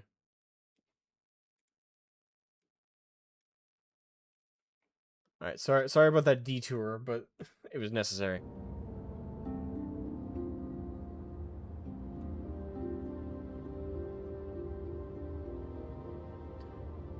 By the way, you got me to reinstall KOTOR, and now I have to play it. You're welcome. I like the robot chicken joke on Yoda's speech. I don't know that one off the top of my head. I'd have to look that one up. Alright. Are you saying I'm joined with her? You and she are linked, as is your fate to hers. Together, you two may be able to stop Darth Malak and the Sith. But do not let your head be filled with visions of glory and power. Such thoughts are the path to the dark side. The way of the light is long and difficult, as you must learn. Are you ready for such hardship? Yes, I'm ready for whatever awaits me. I will try my best. Of course, masters, I seek to follow the light. Yes, I'm ready for whatever awaits me. Understand that there is little choice in this matter, for you or us.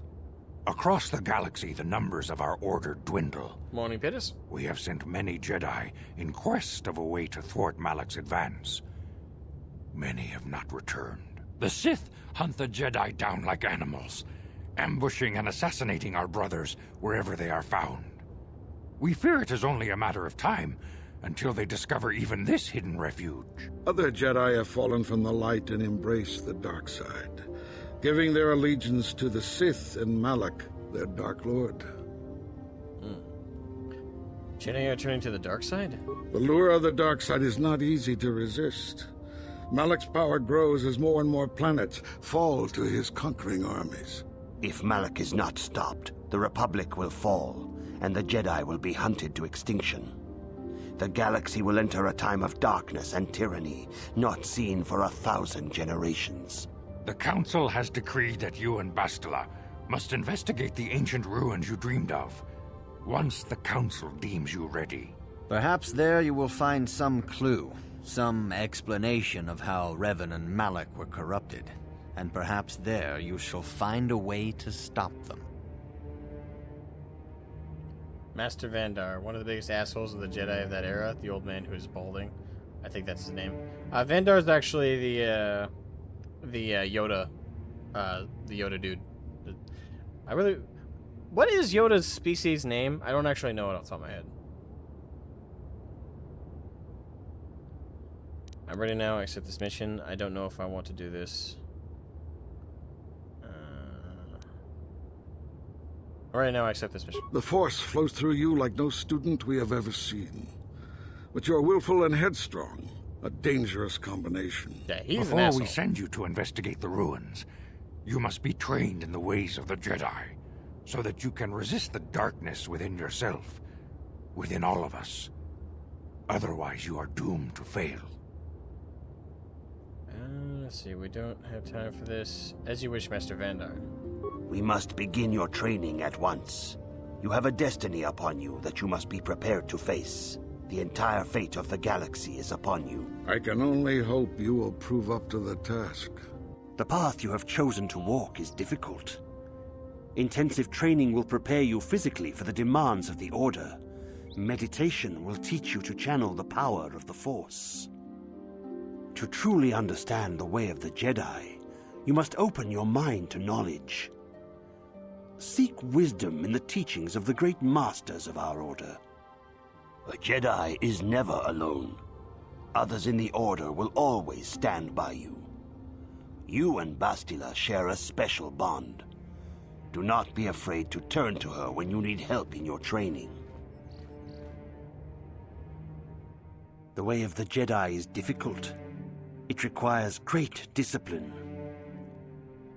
Yet even though you are a mere apprentice, your potential is unlimited, and your progress amazing. In all my years, I have never seen one who has mastered the initial training so quickly. You have done in weeks what many cannot do in years. I am honored to welcome you fully into the Jedi Order. Thank you, Master. Soon your apprenticeship will end, and you will be granted the title of Padawan, the lowest rank of those within the Jedi Order. Yet first you must prove yourself worthy. What must I do to prove myself? I want to ask some questions, Master Zah. Questions about Revan and Malik. You lack discipline. You lack a discipline. Let's see. What tune I should be doing? I should be going now. I want to ask some questions. What must I do to prove myself? In the traditions and customs of our order, as handed down from master to pupil for 1,000 generations, you must successfully complete 3 tests before you earn your place among the Jedi. I'm ready for the test, Master Zah. These tests will see if you have truly mastered the training you have been given, both mental and physical. Upon completing these tests, you will pass from apprentice to Padawan, and join in the ranks of the Jedi. First, I will test your knowledge of the Jedi Code. These tenets must always guide your actions. In everything you do, you must always be conscious of their wisdom. You must prove you have a Jedi's understanding of the Code. Return when you feel you are ready for this challenge. This challenge of learning the Code.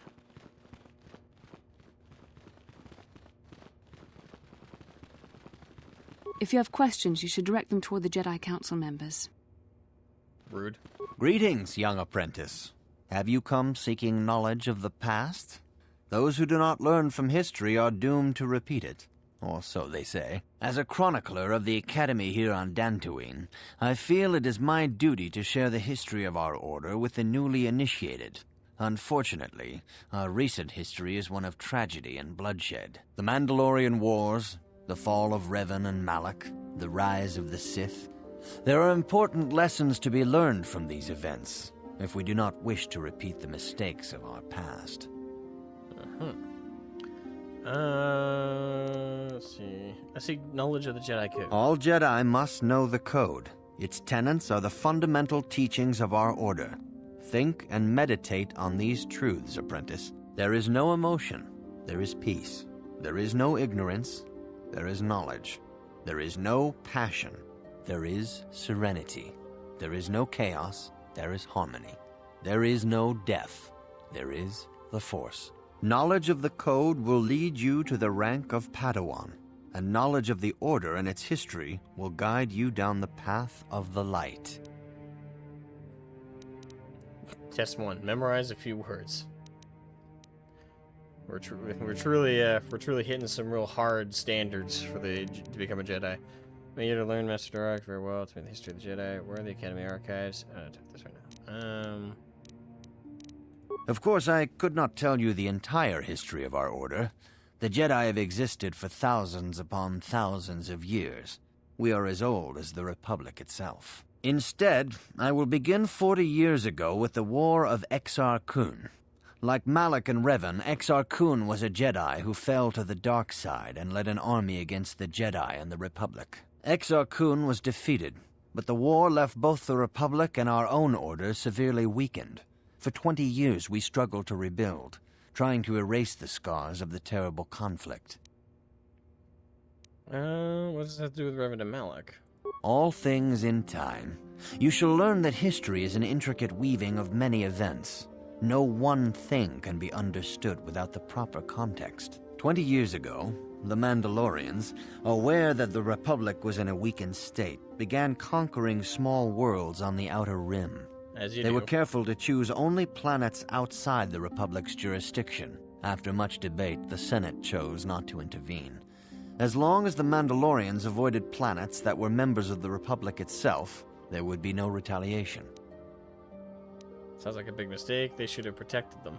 Well, you can hardly blame the Republic. The memory of war was fresh in everyone's mind. Nobody was eager to relive the horrors in a campaign against the Mandalorians. But in the end, it was unavoidable. The Mandalorians stockpiled resources from their conquered worlds, preparing for a massive assault. 7 years ago, they launched a simultaneous attack in 3 separate sectors of Republic space. The Senate had no choice but to retaliate with the entire Republic fleet. The Mandalorian Wars had begun.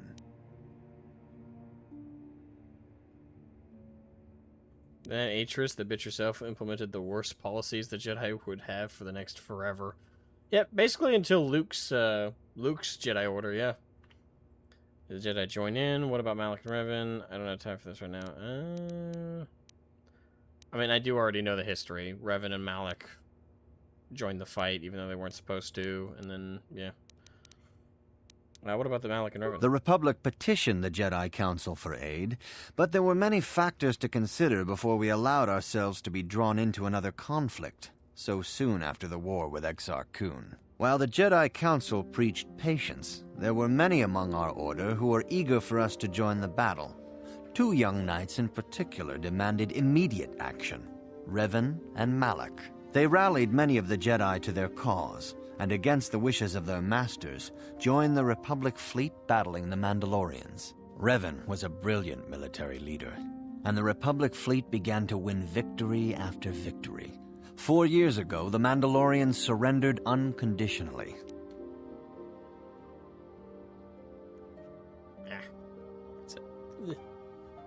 So Revan did the right thing. No one is denying that Revan was one of the keys to defeating the Mandalorians.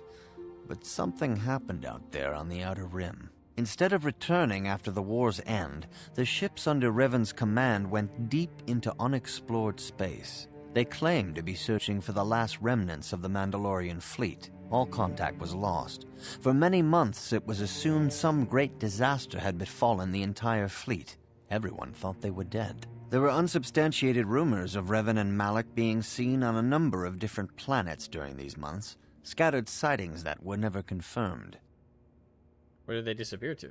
Perhaps they simply went far beyond the edges of Republic space. Maybe they found previously undiscovered hyperspace routes to the ends of the galaxy. Nobody knows for certain. 3 years ago, Revan and Malik returned at the head of a massive invasion fleet. Revan had assumed the title of Sith Lord. The hero had become a conqueror. Where did Revan get the ships for the Sith fleet? How did Revan get so many followers? And I know the answer to both the questions, so I guess it doesn't matter. Initially, the bulk of the Sith force were former Republic soldiers who had served under Revan. With each conquest, thousands more flocked to join the invaders, swelling their numbers. Even many of our own order have betrayed us, lured by Sith promises of riches and power. But what is more disturbing is the size of the Sith fleet itself. Some of the ships in the Sith fleet are those that were under Revan's command during the Mandalorian Wars, but many more are of an alien design we've never seen before. The source of this massive fleet is one of the many things about the Sith we cannot explain. It seems impossible to have created it in such a short time, yet we cannot deny its existence. So what happened next? For 2 years, the Sith were all but invincible. Fortunately, Bastila and her battle meditation allowed the Republic to win a few key victories and kept the Sith from total triumph. In desperation, we set a trap for the Dark Lord. Bastila was with the strike team that tried to capture Revan, as you probably know. She was there at Revan's end. That was nearly a year ago, but things have not improved. Malik has stepped in and assumed the mantle of Dark Lord for himself, though he's far from Revan's equal in strategy or tactics. Still, his fleet continues to grow in both ships and soldiers. If we do not find some way to stop the Sith soon, Malik will overwhelm us with sheer numbers. Okay, I learned about Revan's history. Don't worry, I'll find a way to stop the Sith. Your confidence is admirable, but you must guard against pride and arrogance. These lead to the dark side. Revan's tale shows us how even the greatest of Jedi can fall to the dark side. You must always be on guard against the evil that dwells within you. Think hard upon this lesson. I will think on this, Master Dora. May the Force be with you. And with you. Alright. Now then. Become a Padawan. Greetings, my young pupil. Your progress has been most remarkable so far. I'm ready to continue my training. Not right now. I want to ask a question. I'm ready to continue my training. Soon your apprenticeship will end, and you will be granted the title of Padawan, the lowest rank of those within the Jedi Order. Technically, youngling. At first, you must prove yourself worthy in the traditions and customs of our order, as handed down from master to pupil for 1,000 generations. You must successfully... Okay, I'm ready for the test. These tests will see if you have truly First, I will test your knowledge of the Jedi Code.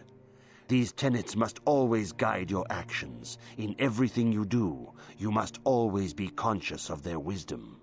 You must now prove you have a Jedi's understanding of the Code by completing these fundamental precepts of our order. There is no emotion.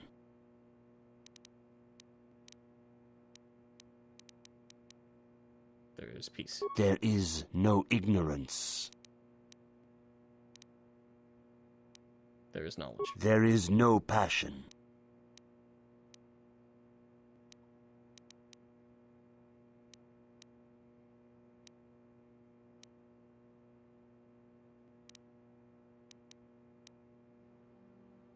Right. There is no chaos.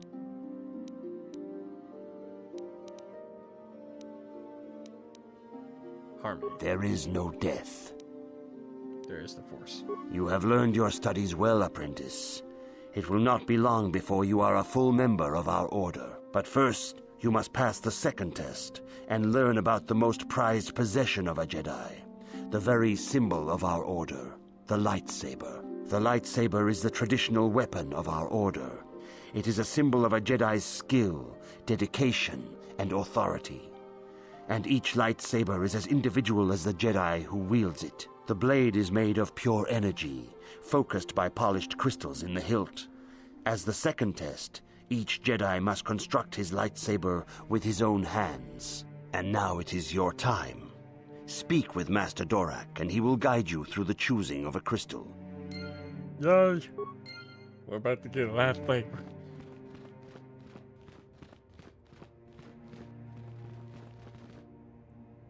So Jedi are ruined by stodgy, spiteful. Yeah. I like the Jedi. I like to the Jedi. What? I like to the Jedi have an inside joke when someone trips face down. They fell to the dark side. I gotta read that again. I like to the Jedi have an inside joke when someone trips face down. They fell to the dark side. Not sure I get the joke, but okay. Because technically, it doesn't matter if they fall on their face or not. Like, if they fall on any part of their body, wouldn't the joke also still apply, falling to the dark side? Well, they've only been doing the youngling thing for a short while. That was one of the things Atris started with the Jedi, getting younger kids for initiates. Yeah. I like to think. Okay. Ah, you have come, young apprentice, at Master Zar's bidding. He sees great promise in you, as do I. The time has come for you to choose the color of your lightsaber. This color also reflects your demeanor and position within the Order. What colors are there? Blue is the color of the Jedi Guardian. This Jedi battles against the forces of evil and the dark side. They focus more on combat training and use of the lightsaber. Yellow is the color of the Jedi Sentinel. This Jedi ferrets out deceit and injustice, bringing it to light. They focus less on combat and more on other skills and abilities. Green is the color of the Jedi Consular. This Jedi seeks to bring balance to the universe. They mediate between other groups, using their powers to end conflict and preserve peace. So I'd be Guardian, based on my build so far.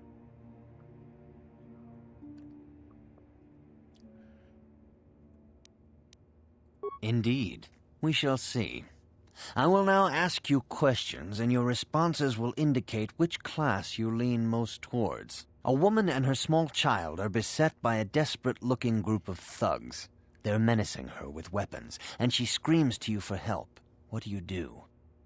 Help them flee, attack the thugs, stop the thugs, and find out why they are attacking her.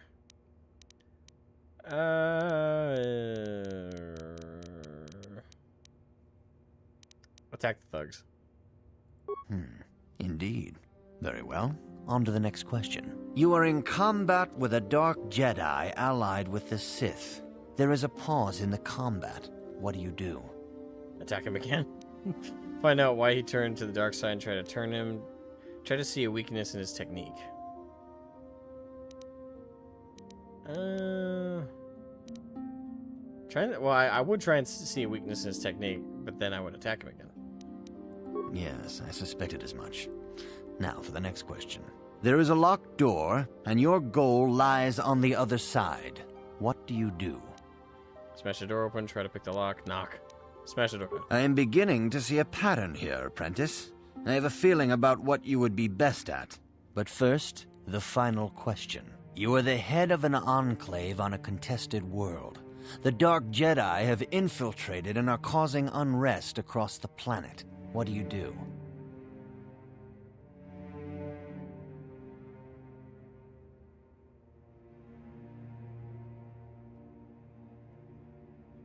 Hunt them down.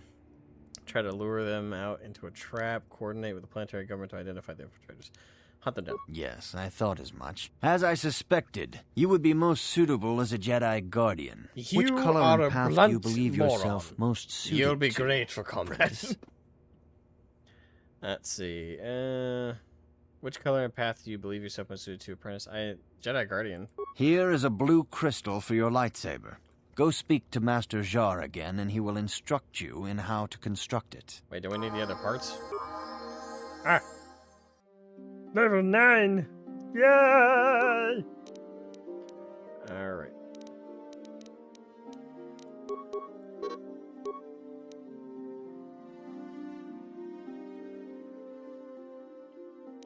Yeah, well, I'll upgrade my Persuade, because I'm definitely going to need it. Weapon proficiency, lightsaber. Jedi defense, force jump, Jedi sense, force sensitive. Yay! Alright, master dueling. Should I get that or toughness? Probably should get toughness soon.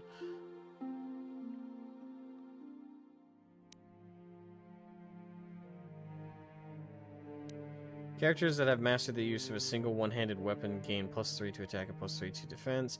This applies to both ranged and melee weapons. So do I max that out, or do I increase lightsaber?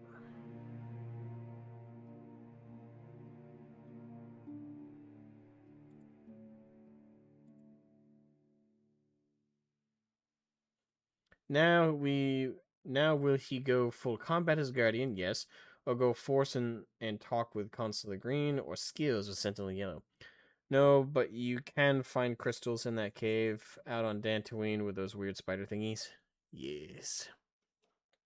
Creepy crawlies. Evil little demons.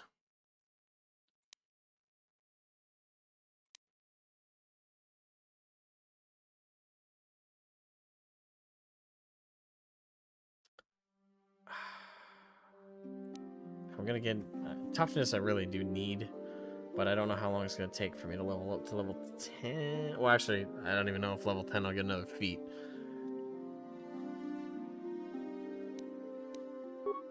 I'll increase our effectiveness with the lightsaber. No, I really need that toughness if I'm gonna get into a lot more fights. Damn, this is not easy.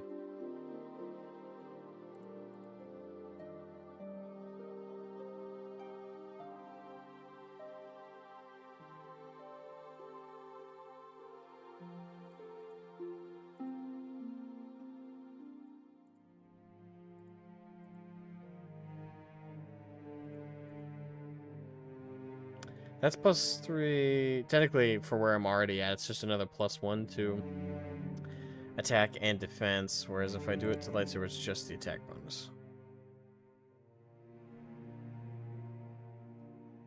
I can get a second lightsaber early from the leader of those Mandalorian raiders out in Dantooine. Ooh, right.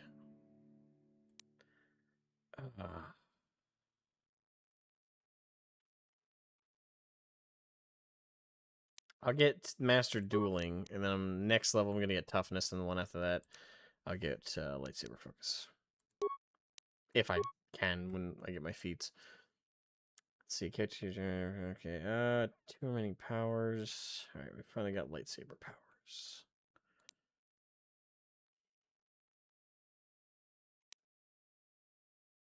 Unlimited power! Alright, that's... Horse healing would be pretty useful.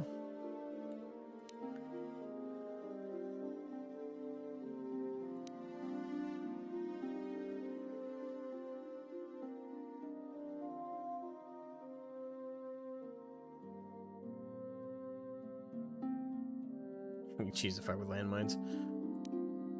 Energy resistance. Force aura, cure. Force push.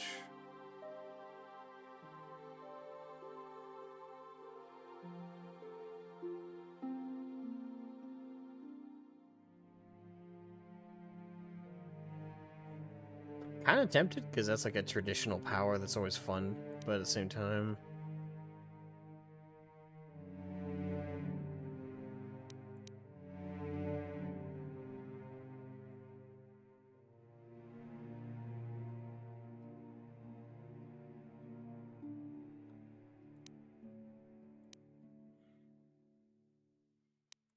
We'll get cure and force push.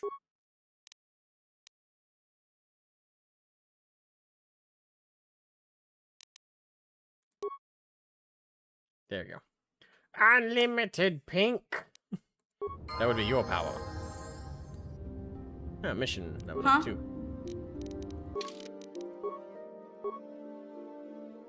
Let's see here. Get her dex to 18.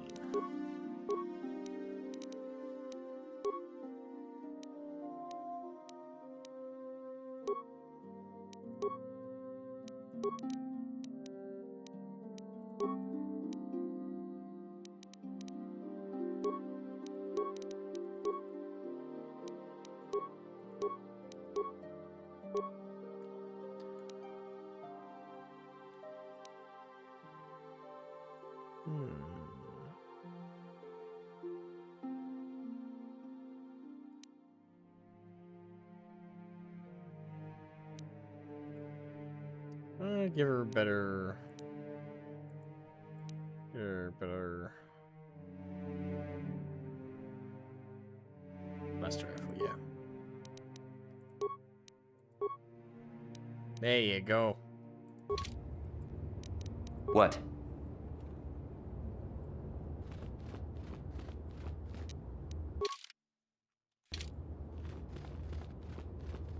Alright. Lightsaber, lightsaber, lightsaber, good. lightsaber. Now that you have selected your crystal, we shall begin the construction of your lightsaber.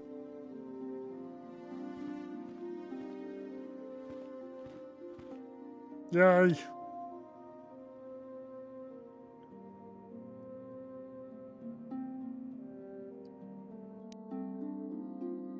Alright, the power crystal. Fine.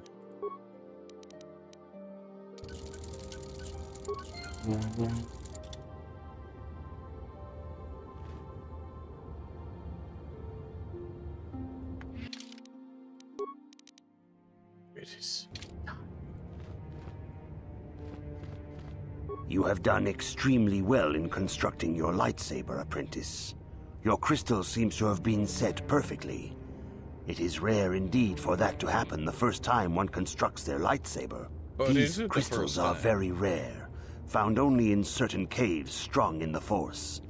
By adding crystals to your lightsaber, you can alter or enhance its properties. There have even been unconfirmed rumors of certain Force-sensitive caves here on Dantooine that may hold these crystals. Alright, I can find crystals on Dantooine. Okay. That will. What will these crystals do for me? Should I know anything else about the lightsabers? It is a rumor only. I do not know if there's any truth in it, but you must learn first to use your lightsaber and take care when drawing it. Your lightsaber identifies you as a member of the Jedi Order. With such recognition comes honor and respect. Awesome. And the attentions of dangerous enemies. The Sith and Dark Jedi will seek to destroy you, apprentice. And you must prove yourself worthy in battle against a foe who also wields a lightsaber. Are you ready to face the final challenge, apprentice? Oh wait, so okay, hold on. I didn't even realize this. My brain, I guess, didn't process it. So the first challenge was just remembering the code of the Jedi. The second was just assembling the lightsaber. I didn't realize that that was the second trial. I thought that was just like, oh, that's your reward for finishing the first. Now, you know, the second's assembling it, and the third is attending your own celebration party? Like, what? Okay, I'm ready to face the third trial. For every Jedi, the threat of the dark side is always present. You must truly understand this before you are accepted into the Order. You must see the corruption of the dark side for yourself. Even here on Dantooine, there are places where the dark side holds sway, twisting and tainting nature itself. The ancient grove once used for deep meditation by the Jedi is now tainted. A wave of darkness perverts the region around it. The Kathhounds in the area have become savage and ruthless. They have become a threat to the settlers, a threat the Jedi have promised to stop. And the third trial is, hey, go clean up this mess. Hey, go clean up our mess for us, please. Thank you. And you'll be a Jedi. You want me to go kill Kathhounds? What would you have me do, Master Czar? You want me to go kill Kathhounds? The Kathhounds are but a symptom of the true problem. You must journey into the grove and confront the true source of the darkness. That is your task. Okay. Do you have no other guidance? You know more than you're willing to tell me. Do you have no other guidance? I can say no more. Some things you must see for yourself. None of the other Jedi at the Academy are permitted to help you in this task. But remember this, my young apprentice. A Jedi acts with patience and care, and those on the dark path are not always lost forever. The dark side still taints the ancient grove. Your lessons cannot continue until the spreading corruption of the dark side has been stopped. This is your task, apprentice. May the Force be with you. Thanks.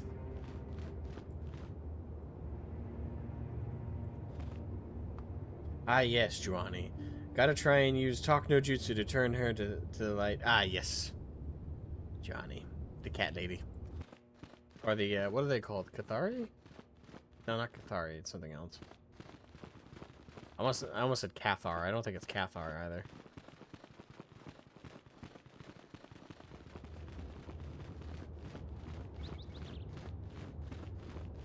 Do.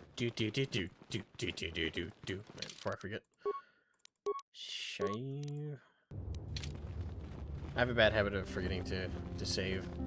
It can bite me in the ass. Istra.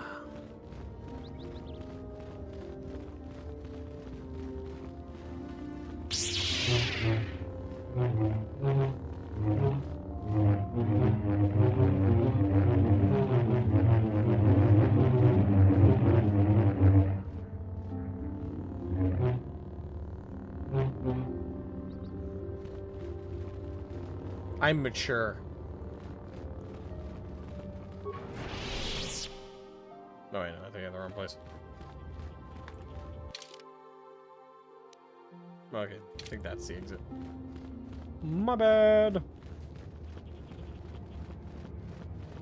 Wait, no, or is that the exit? Hold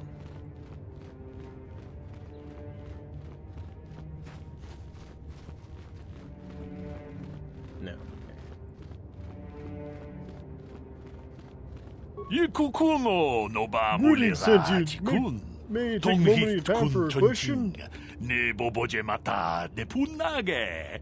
Dolpi kikiwana. Go ahead. Only if I get to ask something in return. I don't have time for it. Only if I get to ask something in return.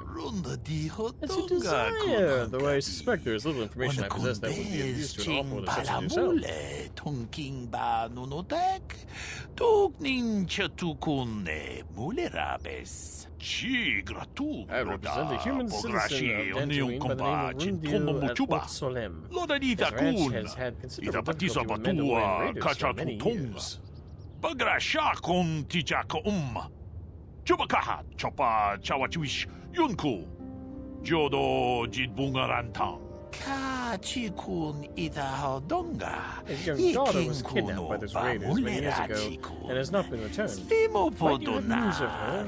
Her name is Sasha. So I have no idea who you're talking about. Do you actually believe she's still there? Sorry, I have no idea who you're talking about. Takom justach miki grabal mogo. Kachi ita hodunga. Are problems of annoyance common on Dantooine? Kachi kun ita hodunga. Yiking kun Kachi kun, mulerachi kun. Slimo podona rundi hodunga ku hunkabe. I'll keep my eye out for you, girl. Takom justach miki I would grabal appreciate that, mogo. Sentient. Kachi ita hodunga. Thanks. Just did the Terrace Arena fight after landing, quote-unquote, and made it tomorrow before he beat me. I mean, that's pretty good for level 2. I'm assuming he's still level 2 by that point. Or have you done other things and you've leveled up a bit?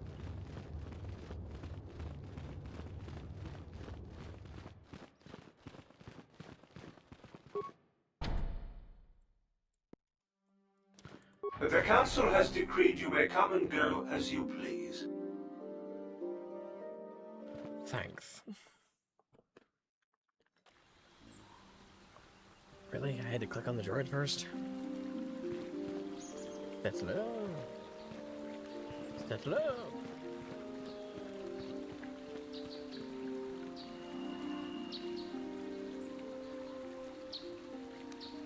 Hey there. What can I do for you? What can I do for you? I want to talk to you about your brother. I'm sorry for the way I acted before. It's just that when it comes to Lena, I tend to get a little worked up. Why do you hate her so much? My brother and me had a good thing going. Sure, Griff had his run-ins with the law on Terrace, but we got by okay, until Lena came and ruined everything. She was a dancer at the cantina where my brother used to go play Pazik. Griff could be a real smooth talker, and it wasn't long before the two of them were dating. But Lena was used to dating rich Teresian nobles, guys with mountains of credits. Griff could never give her the lifestyle she was used to, no matter how hard he worked.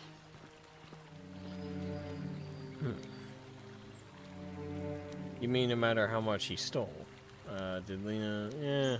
I'm not gonna pretend Griff wasn't a hustler and a con artist, but that doesn't mean you can just insult him. He did what he did to look out for me. I thought Lena would brush Griff off when she saw how poor he was, but for some reason, she stuck around.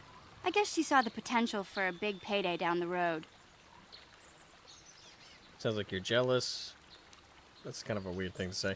Maybe she actually... Well, she could be jealous of the attention, definitely. But maybe she actually liked Griff, so what happened? I don't know if this... maybe she actually liked Griff? I saw Lena for what she really was. A busty, credit-grubbing cantina rat. She used Griff and took away the only family I had. After they'd been together for a few months, Griff told me he was leaving Terrace. He and Lena were going to try and make their fortune off-world. He promised as soon as he made enough credits he'd come back and get me, and we'd all live like royalty. That was 2 years ago. I haven't seen him since. I don't even know where he went. How is this Lena's fault? Maybe something happened to him. Sounds like he deserted you. We should get back to the job at hand. Maybe something happened to him. Oh, I know what happened.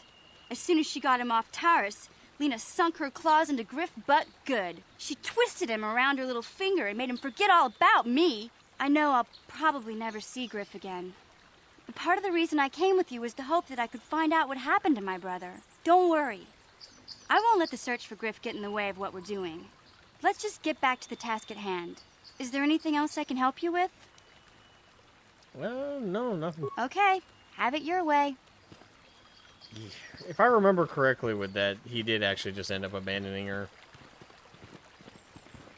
Nemo. It is good sometimes to stop and reflect on the beauty of nature and the Force. I am sorry. I tend to get carried away.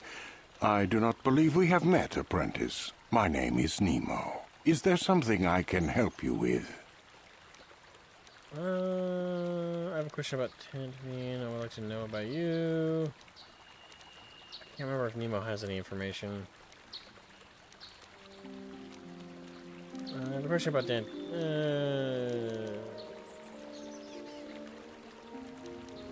I have a question about Tantine. Very well. What is it you wish to know? Where can I find a store? Master Zara said there are caves in Tantine lightsaber crystals. Ah, yes. Those caves. Those caves are dangerous for the unwary. Kinreth spiders infest the places. They are attracted by the colors and heat given off by the crystals, I think. It is a pity. Those caves are strong with the Force. Is there something else I can help you with? I have been given a test by the council. Indeed. What is it you would like from me?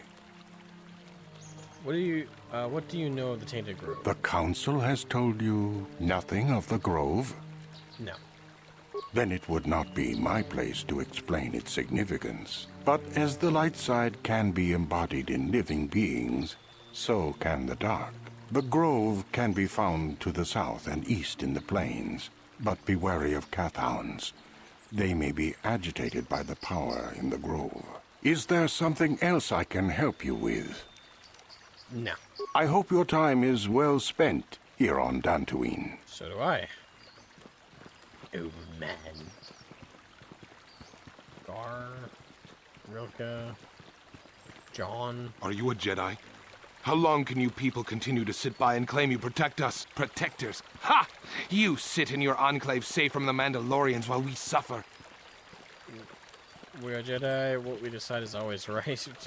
Mandalorians, they were all beaten in the last war. What are you talking about? Those Mandalorian brutes have killed my daughter. They came to our land demanding our livelihood. But Ilsa, my Ilsa, said no. They killed her? There was nothing I could do. Too many of the Mandalorians and their Duros allies. I've come here to ask you, please, Master Jedi, stop these raiders and get revenge for my daughter. I am not a Jedi yet. Maybe you could make it worth my while. I will protect you and your fellow settlers.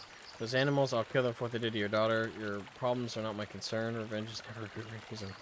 I mean, I definitely don't believe that last one personally, but I think that's the right thing to say. I will protect you and your fellow settlers. I will give you all I have. Just please, annihilate them from the face of this planet. Eesh.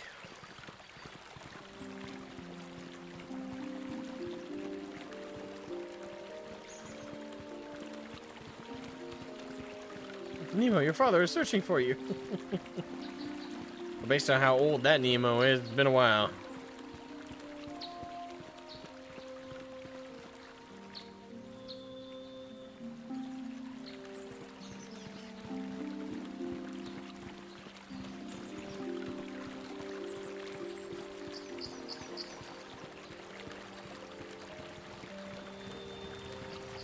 Oh, is this? I think I might remember this lady. Is this the one with the sex droid? Greetings, young Jedi. I wonder if you could assist me. I seem to have lost my companion, you see? Your companion? We were working on my farm to the north of here. I was working in the garden outside, and he was working inside. I heard the door to the house open, but not close. I went to see and found it wide open. I searched everywhere and could not find him. I worry so much. I need him back so badly. I wonder if he... Could he have been kidnapped? Could it have been Cathounds? Cathounds are not intelligent enough to open doors. Although they have been more vicious lately. No. It must have been someone who could open the door by himself. Come to think of it, the door was locked. Could someone have bypassed the lock? No. The door was undamaged and showed no signs of tampering. Could it have been opened from the inside? Well, yes, it could have. But he had no reason to run away. His programming... Your music companion is a droid. Well, yes. He is a droid. But he is very valuable to me all the same. He's the last piece of my poor passed-away husband that I have left. He is very dear to me, my precious is. I don't know what I'd do without him. He's the only companionship I have on all of Dantooine. My precious.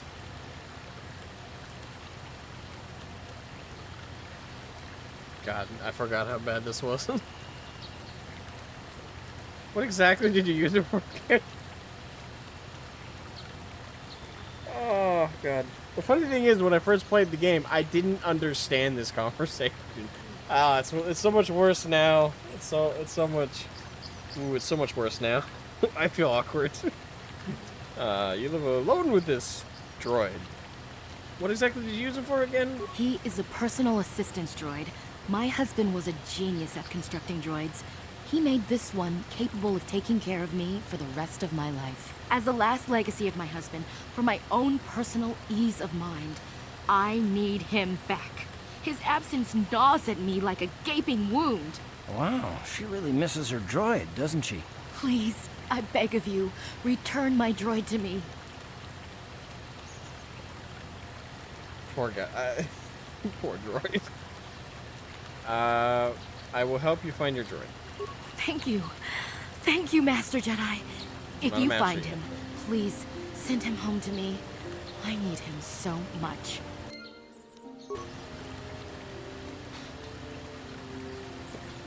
Ah yes, the Viper Droid 3000.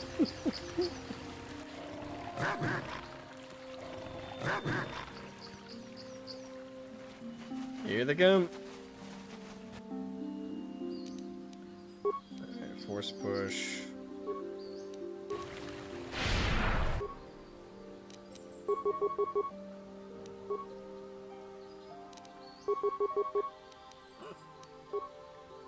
Oh god, I had a hiccup. Yes? You asked for this! Damn it.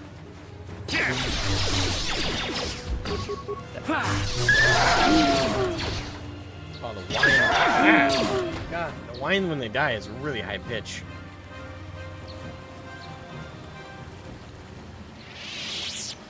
Is there another guy? What the fuck? Greetings, fellow sentients. I noticed that you are not heavily armed. At least not heavily armed enough. Please allow myself to introduce myself. I am Adun, a simple merchant with a much noble purpose. Purpose? Noble are you? I really don't think I have time for this. Purpose? Yes, purpose! The settlers and noble humans of Dantooine have been plagued by cat hounds, raiders, and other fearsome troubles of late. It is much, much too sad to see these things happen to such people as this. Therefore, I have made this my mission to be here.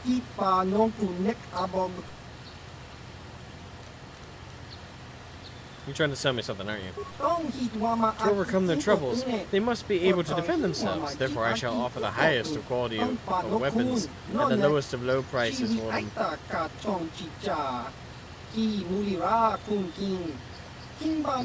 Never let a good tragedy or intention go to waste.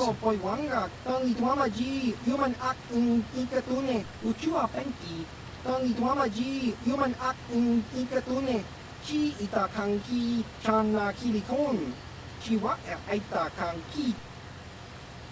me see what you're selling.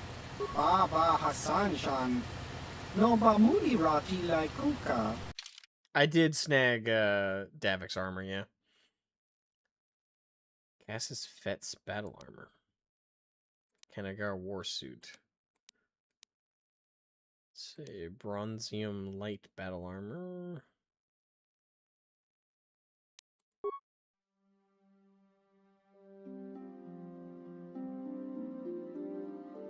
Yeah, there it is.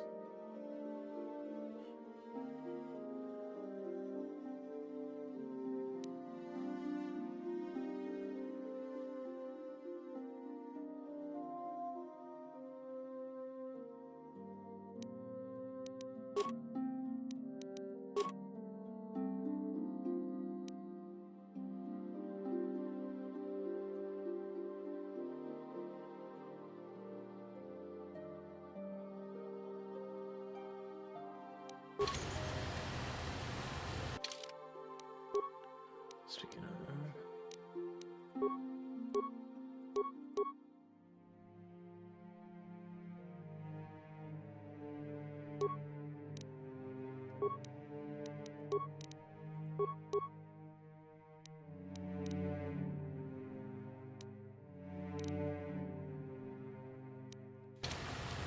Huh?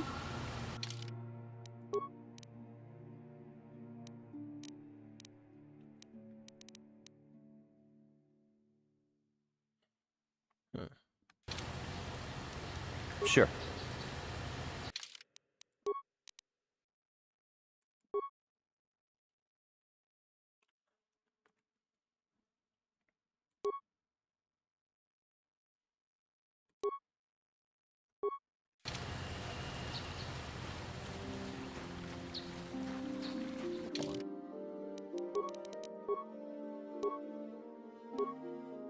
Yeah, no, the shiny fiber armor is way better.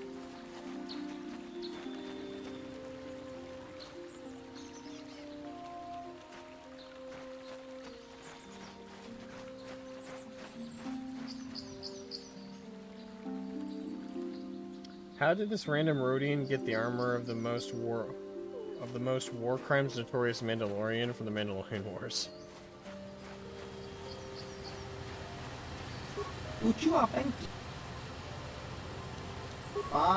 Well, it could be a knockoff, but holy shit, that's expensive. 15,000 credits. I only have 4,000. I'd have 6,000 if I didn't lose to even more of it than I needed to. Can I go warsuit? That is...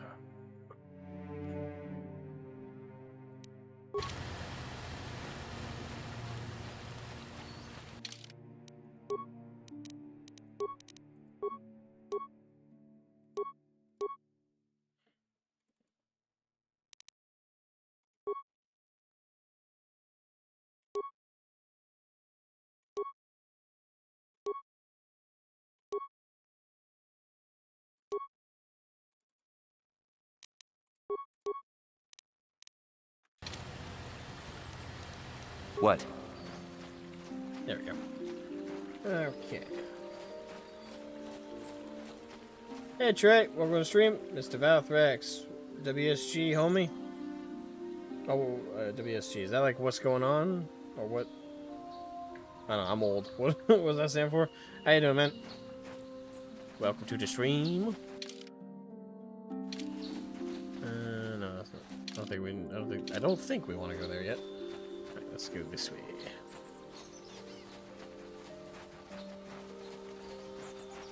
Yeah, right now we're hunting down the calf hounds, and we're also looking for a very unfortunately fated droid.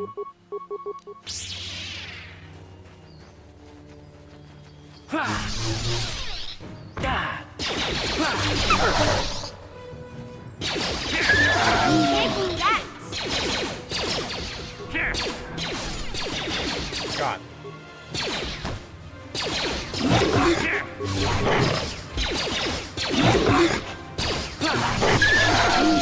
How and why did we just aggro like you asked for this?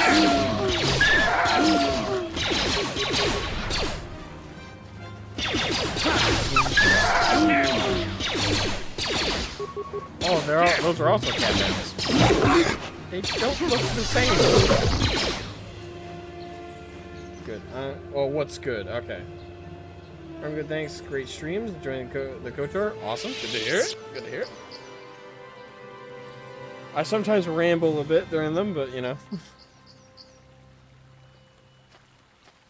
Wait. Alright.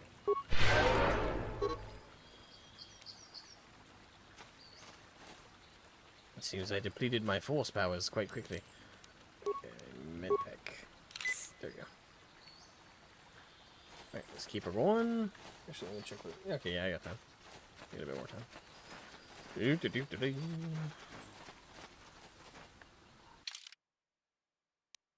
Okay, yeah, we'll keep cleaning up this area.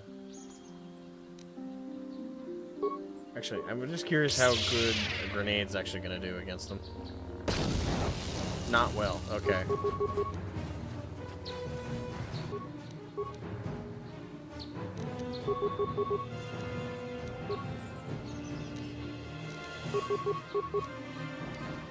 Huh?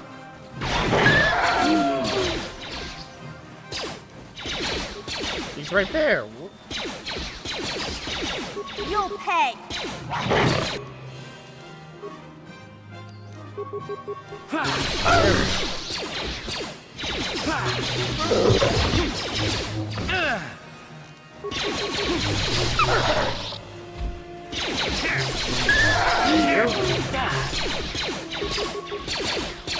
Take that! You asked for this!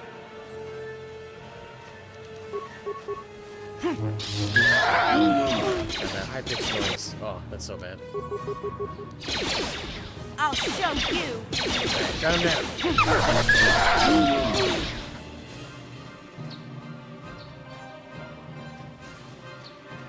Is there a way I can...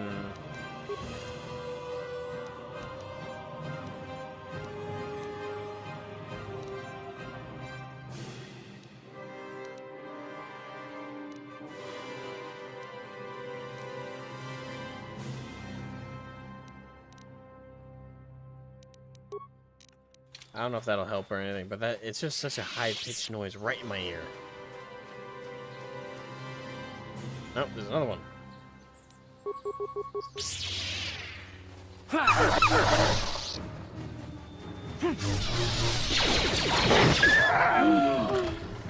Gotta love how the NPCs are like, hey, I have a ranged weapon. Let me get in melee range. Make sure I don't miss. Can't miss you at point blank range.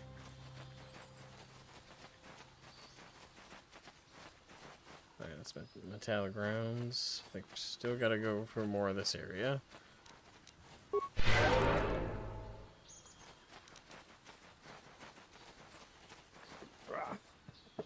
I will heal all of us so that we never die.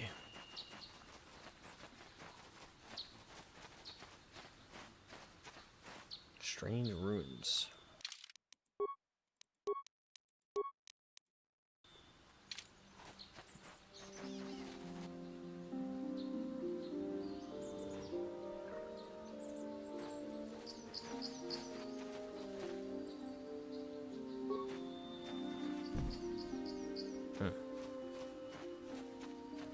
Noted.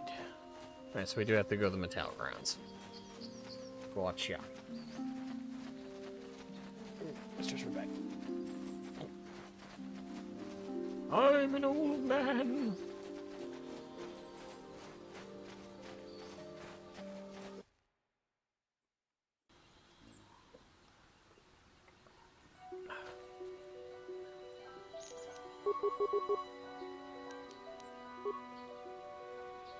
Uh-huh.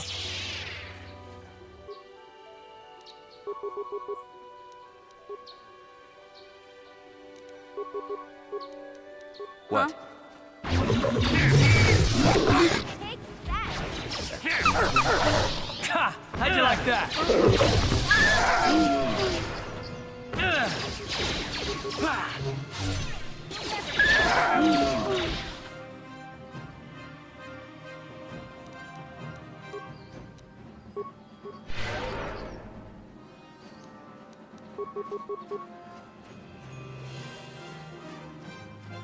Here! Take that!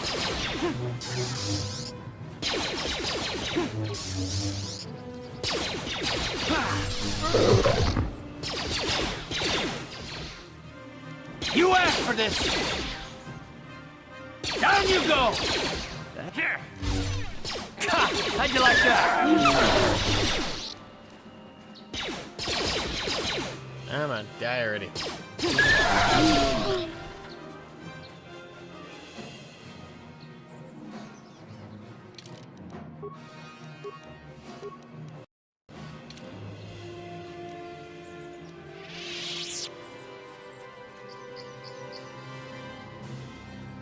Damn, they're fucking everywhere.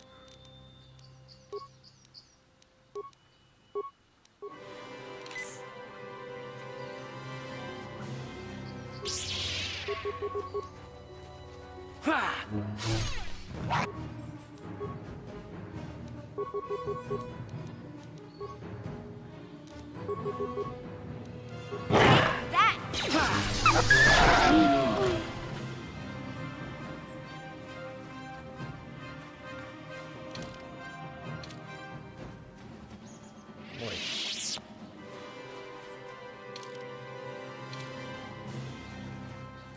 There's still a lot more to go.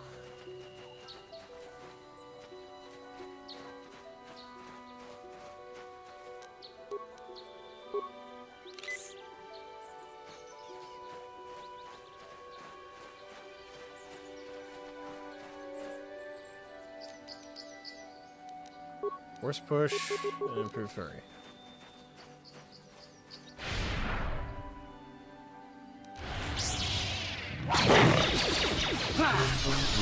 You asked for this! Take that!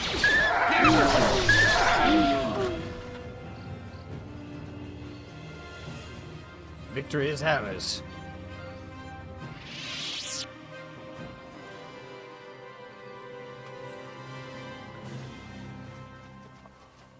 My cheek's really red for some reason. Okay.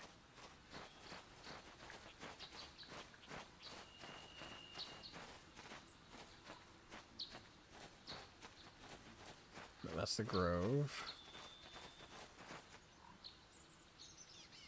Alright, so...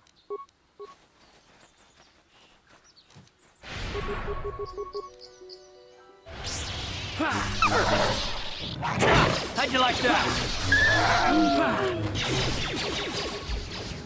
Here.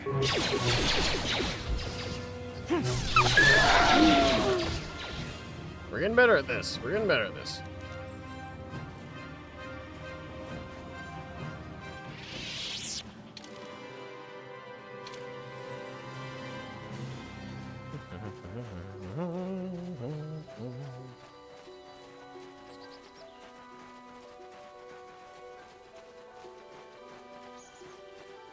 Hello. Seems we've had more settlement.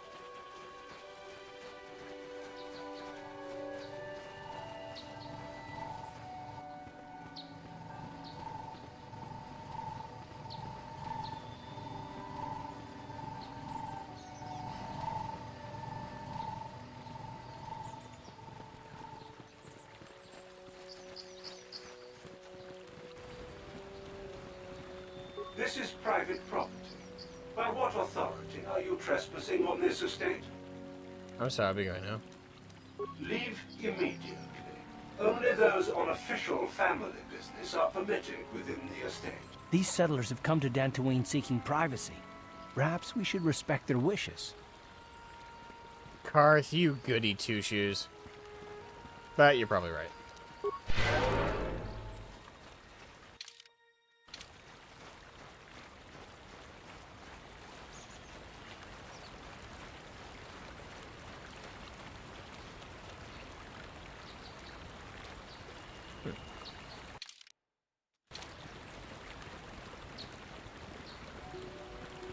Okay, let's see here.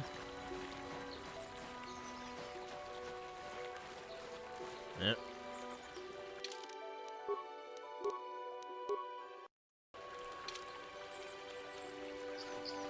Okay, like Karth looks kind of goofy with those on. Gyarados warrior. You've been holding out on us again. Since you haven't given us enough money, I guess we're gonna have to take it out of you piece by piece. No, please! Take my wife and children instead. Anything! Wait, what? Wife and children. Sounds like a good idea. I just want to stay out of that situation. Like, that guy deserved to die for that. He's like, oh, my life I wish to save, but take my wife and children. What the fuck?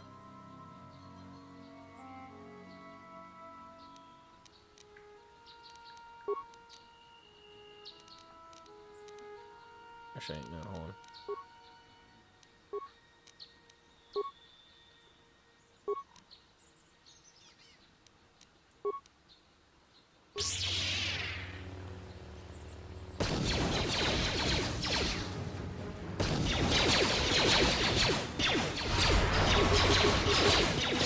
Oh, that is right. Down you go!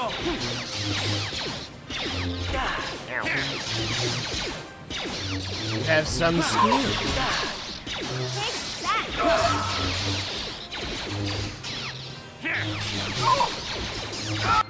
Gotcha. Oh, what's that? I clicked out of the game. Blaster carbine. Alright, you guys have anything good on you?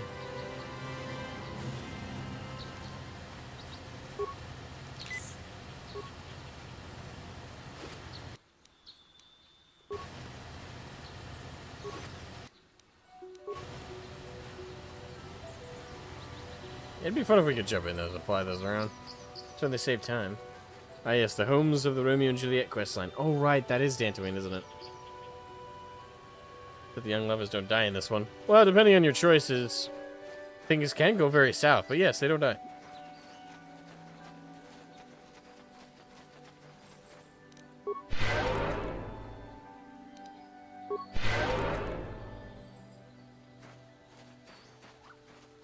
No. Did I miss the datapad? Oh.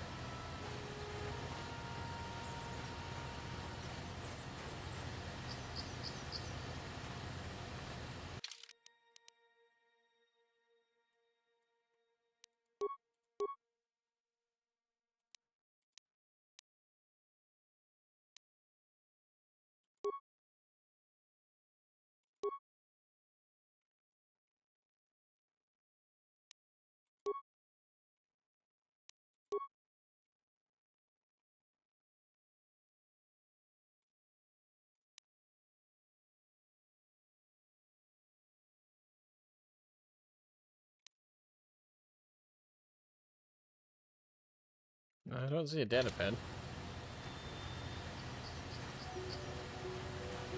I'm not seeing any prompt or anything.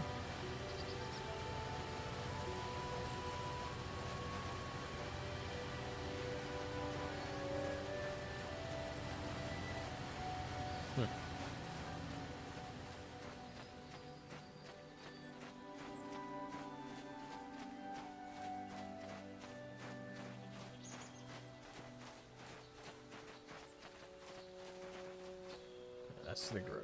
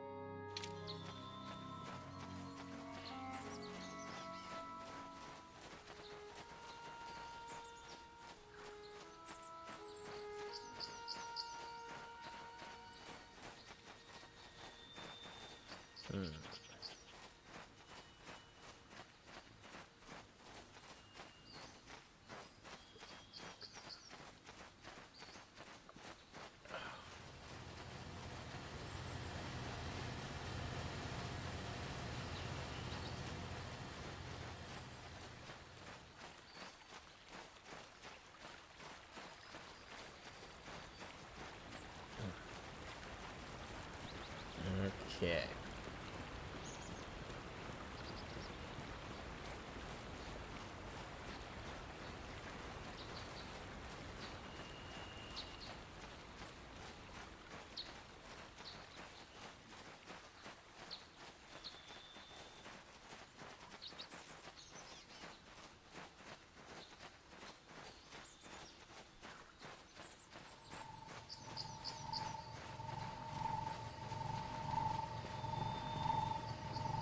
Let us see here.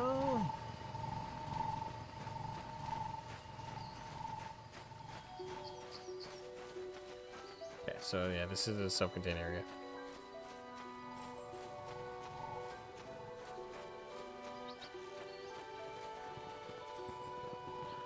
Do I knock?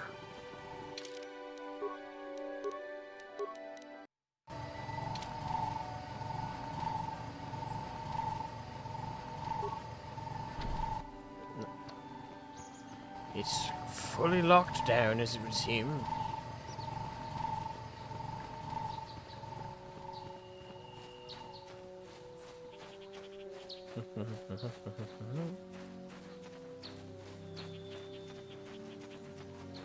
Okay, so probably.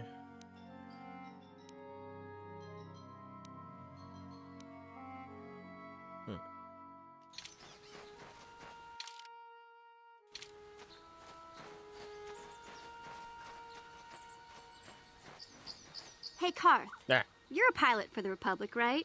You've been all over the galaxy, I bet, right? So tell me, how would you rate Taurus compared to other worlds you've seen? To be honest, Mission, Terrace would rate pretty low. The prejudice, the rich spoiling themselves while the poor are crushed beneath them, it's not a pretty picture. Yeah, but that's only since the Sith occupation. Before that, well, I guess it wasn't all that different, really.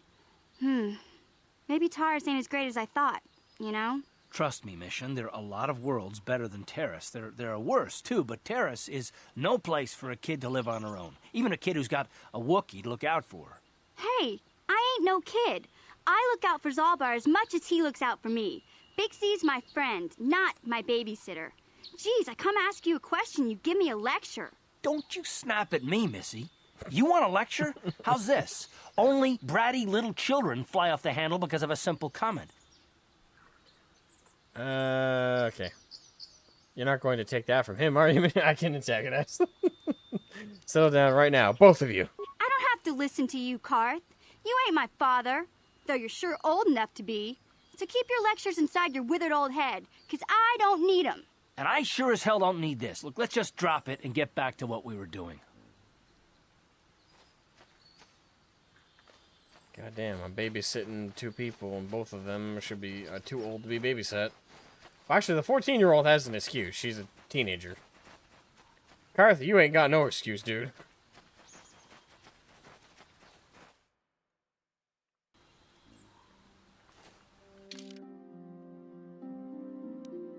Oh.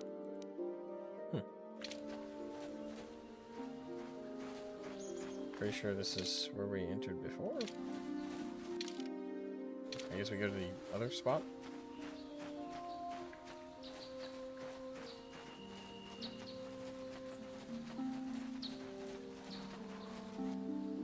I gotta wrap up the stream in a second here. But we'll kill this cat hound.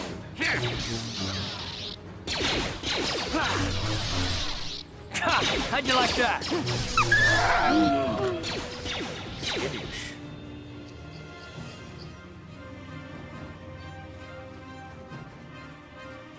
Gonna hop off for now. We're at work. Need to hop off. Have fun, Dantooine. Yeah, see you later, Pierce. I'm gonna wrap up in a second here anyway. Just gonna kill this cat hound.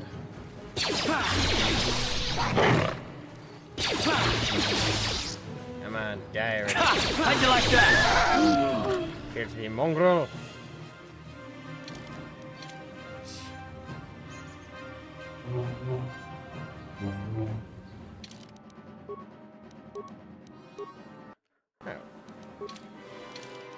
So yeah, I'm gonna have to wrap up the stream there, guys.